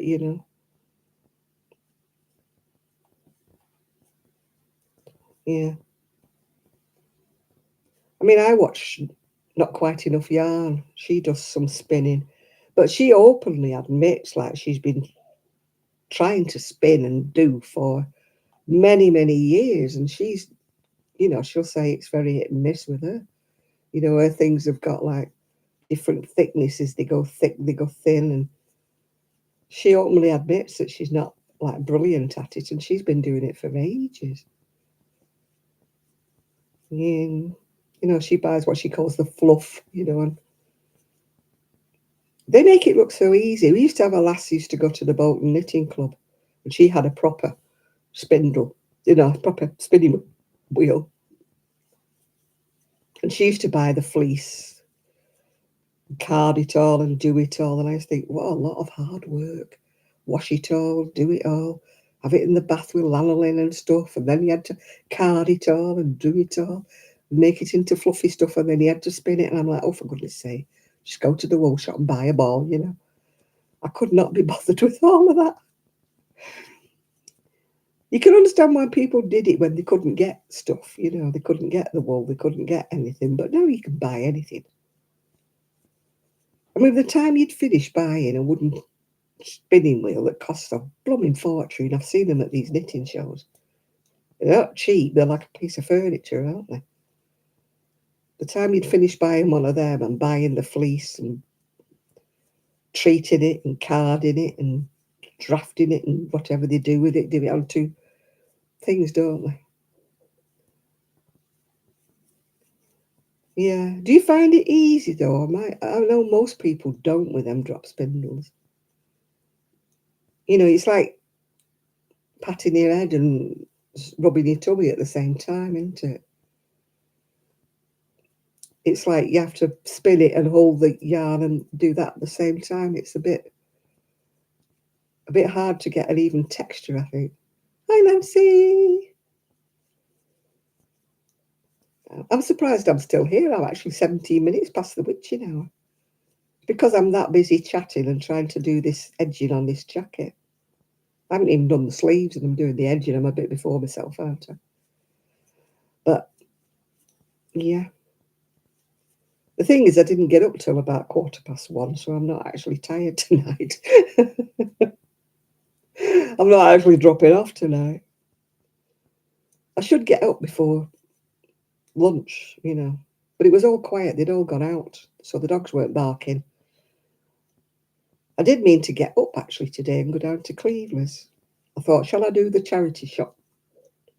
You go down one side looking in all the charity shops and you come up the other side on the main road doing all the charity shops. Not that I ever find anything, but I just had a feeling. I thought, maybe I'll be lucky today. Maybe it would be my lucky day. But obviously not. Obviously not, yeah.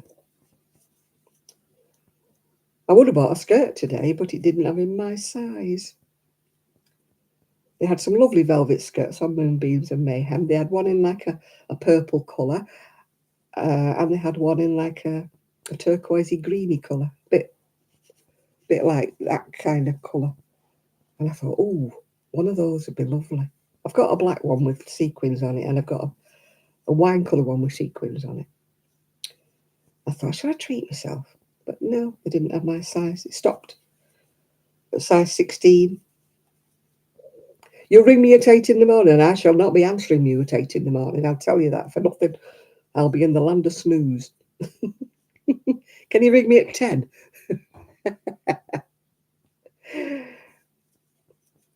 Ring me at 10 with the bacon butter. Yeah. I'll be asking you for some fabric when I start making these notions potions, We've got to make some, Val, £10 a go. We've all got bits in our stash. We could make a few of them, and I've got some zips, yeah. I've got some zips I got off that dreaded Chinese place.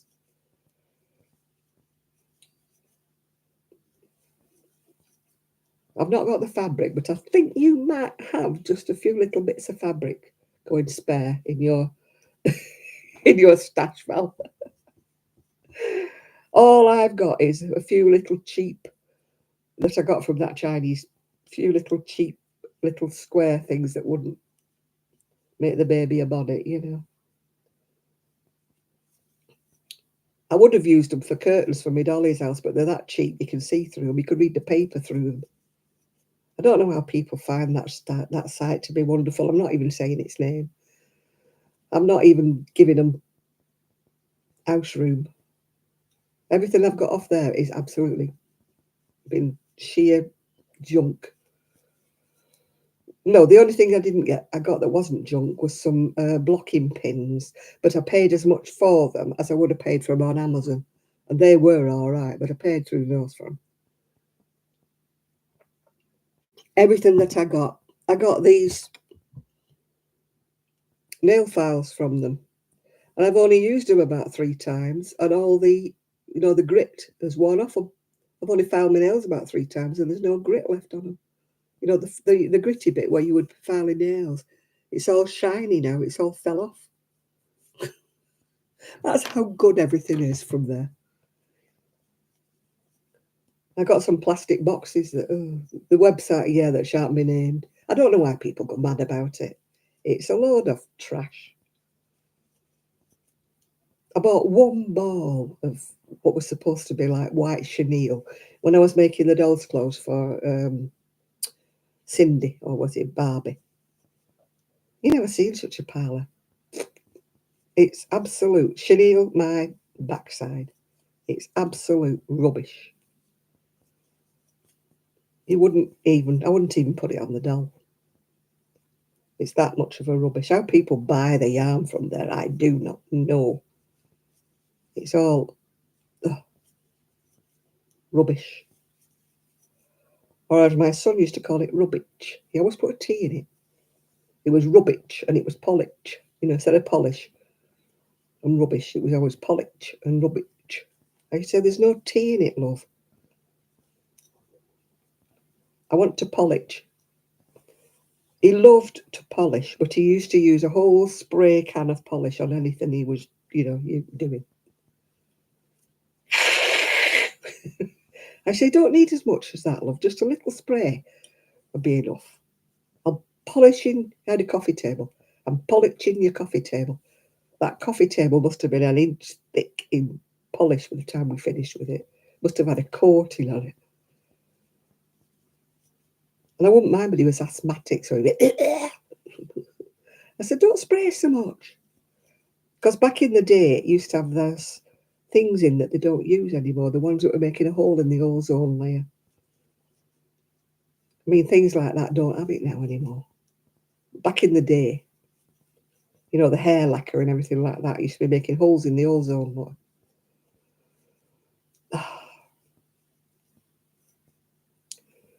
Yeah, but I don't know. I get people saying, I have bought this. Look at my hoard from, you know, the name that shall not be mentioned. And I'm like, are you mad? You bought more than one load. Why would you do that? One load's enough for you to realise it's an order. Yeah. The only thing I got was the zips, but then again, I haven't managed to zip them up and down yet. They might fall to bits when I start doing that. You never know, you look. I think that neck's a bit wide. I think I'm going to have to decrease it a bit. But I shall go across it one more time because I need a lot more than 2 rows, obviously, to do the edging. And then I've got to find out if I've got any buttons. So what you got planned for tomorrow, people? Anything nice? My son seems to be going out for a meal tomorrow, I think, for his birthday. He's put on out for a meal for Ian's birthday, but I don't know whether that includes me or whether I'm dog watching. I haven't been informed about that yet, or whether it's just them two on a romantic night out. You're watching while you're eating? I can't blame you. Nothing wrong with soup and a sandwich. I must make some homemade soup. I like my homemade veggie soup. I used to make leek and potato. It used to look a bit like wallpaper paste, but it was tasty. I used to make a big pot full of leek and potato soup. I loved it. I've got a soup maker somewhere. It's somewhere in... You're supposed to get snow, Christine. Oh, you can keep that. Bad enough having rain. Homemade soup. There's nothing nicer, is there, than homemade veggie soup. Yeah, I always made leek and potato. If you're a bit poor, you know, and you're sort of running out of... There's too much week and not enough money, you know, that big pan of leek and potato soup. Oh, yeah. Has to be nice crusty bread, doesn't it? You can't get that around here. Cannot get crusty bread around here. I miss Tesco's, you know, and its own baked crusty bread. French sticks and things like that. Can't beat a bit of crusty bread. I used to love, you know, homemade veggie soup. I used to get a chicken. When I lived on my own, I used to get a chicken, a nice big chicken. I'd roast it. I'd have it hot Sunday, say, for example. Monday, I'd have it cold with some chips maybe or something, some cold chicken, you know. Then on a Wednesday, I'd maybe cut a bit off and do a stir fry or something like that. And then on Thursday, I would then use the bones and everything to make stock. And any chicken that was left on the bones would go into your soup and stuff. And then I would put a load of vegetables in, and then that would see me through to the rest of the week. So a chicken, a big chicken, used to last me all week if I made it like that. No, I don't put bacon drippings in. I just used to make potato. You're going to knit another Windsor Terrace toque. Toque, is that like a turban? A toque? I'm never quite sure what a toque is. I wish I could wear hats. I would love... Yeah, I know it's a hat, but is it like a turban or is it like a pillbox hat or what is it kind of, you know?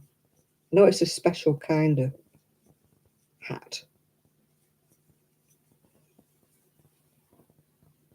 Mm. All right, Val, don't forget, 10 o'clock tomorrow morning with the bacon butter, yeah? If you're in on Wednesday, I'll try and remember to bring that Dolly book, you know. Kind of a boxy hat, yeah. I'll try and bring my my doll's crochet crafting book. It's lovely just to look at. Some lovely little things in it, yeah. You want brown sauce on your bacon butter? I want tomato sauce on mine, thanks. But I like it with an egg. Don't like just a bacon butter. It's not the same without a drippy egg. My daughter-in-law makes me a bacon butter and leaves it ready for me, cold. But I like it hot bacon and a drippy egg. Can't beat a drippy egg.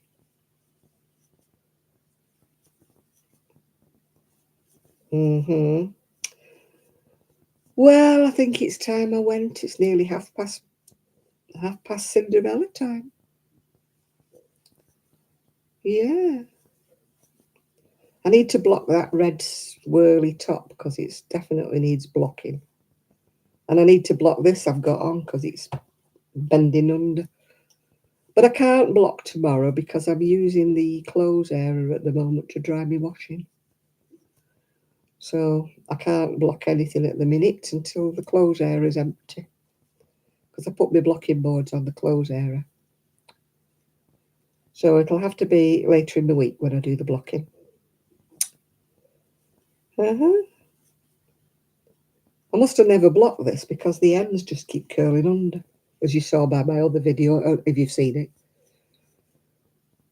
I found it at the back of the cupboard and I thought, I don't remember ever wearing that. Yeah, nice bacon sandwich. Can't beat it, can you? Bacon and egg sandwich is what I like the best, though. Bacon and egg.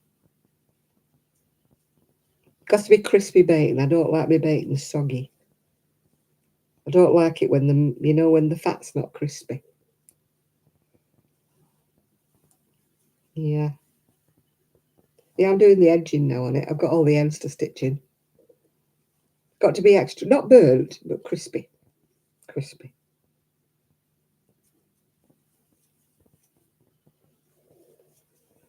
Right, I'm going to go, people.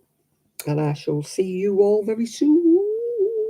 I don't think there'll be a video tomorrow because I've got nothing else to show you. I run out of things to say. Really do. I don't know how people do a video every day. I've run out of things to say. I really do. I'm boring.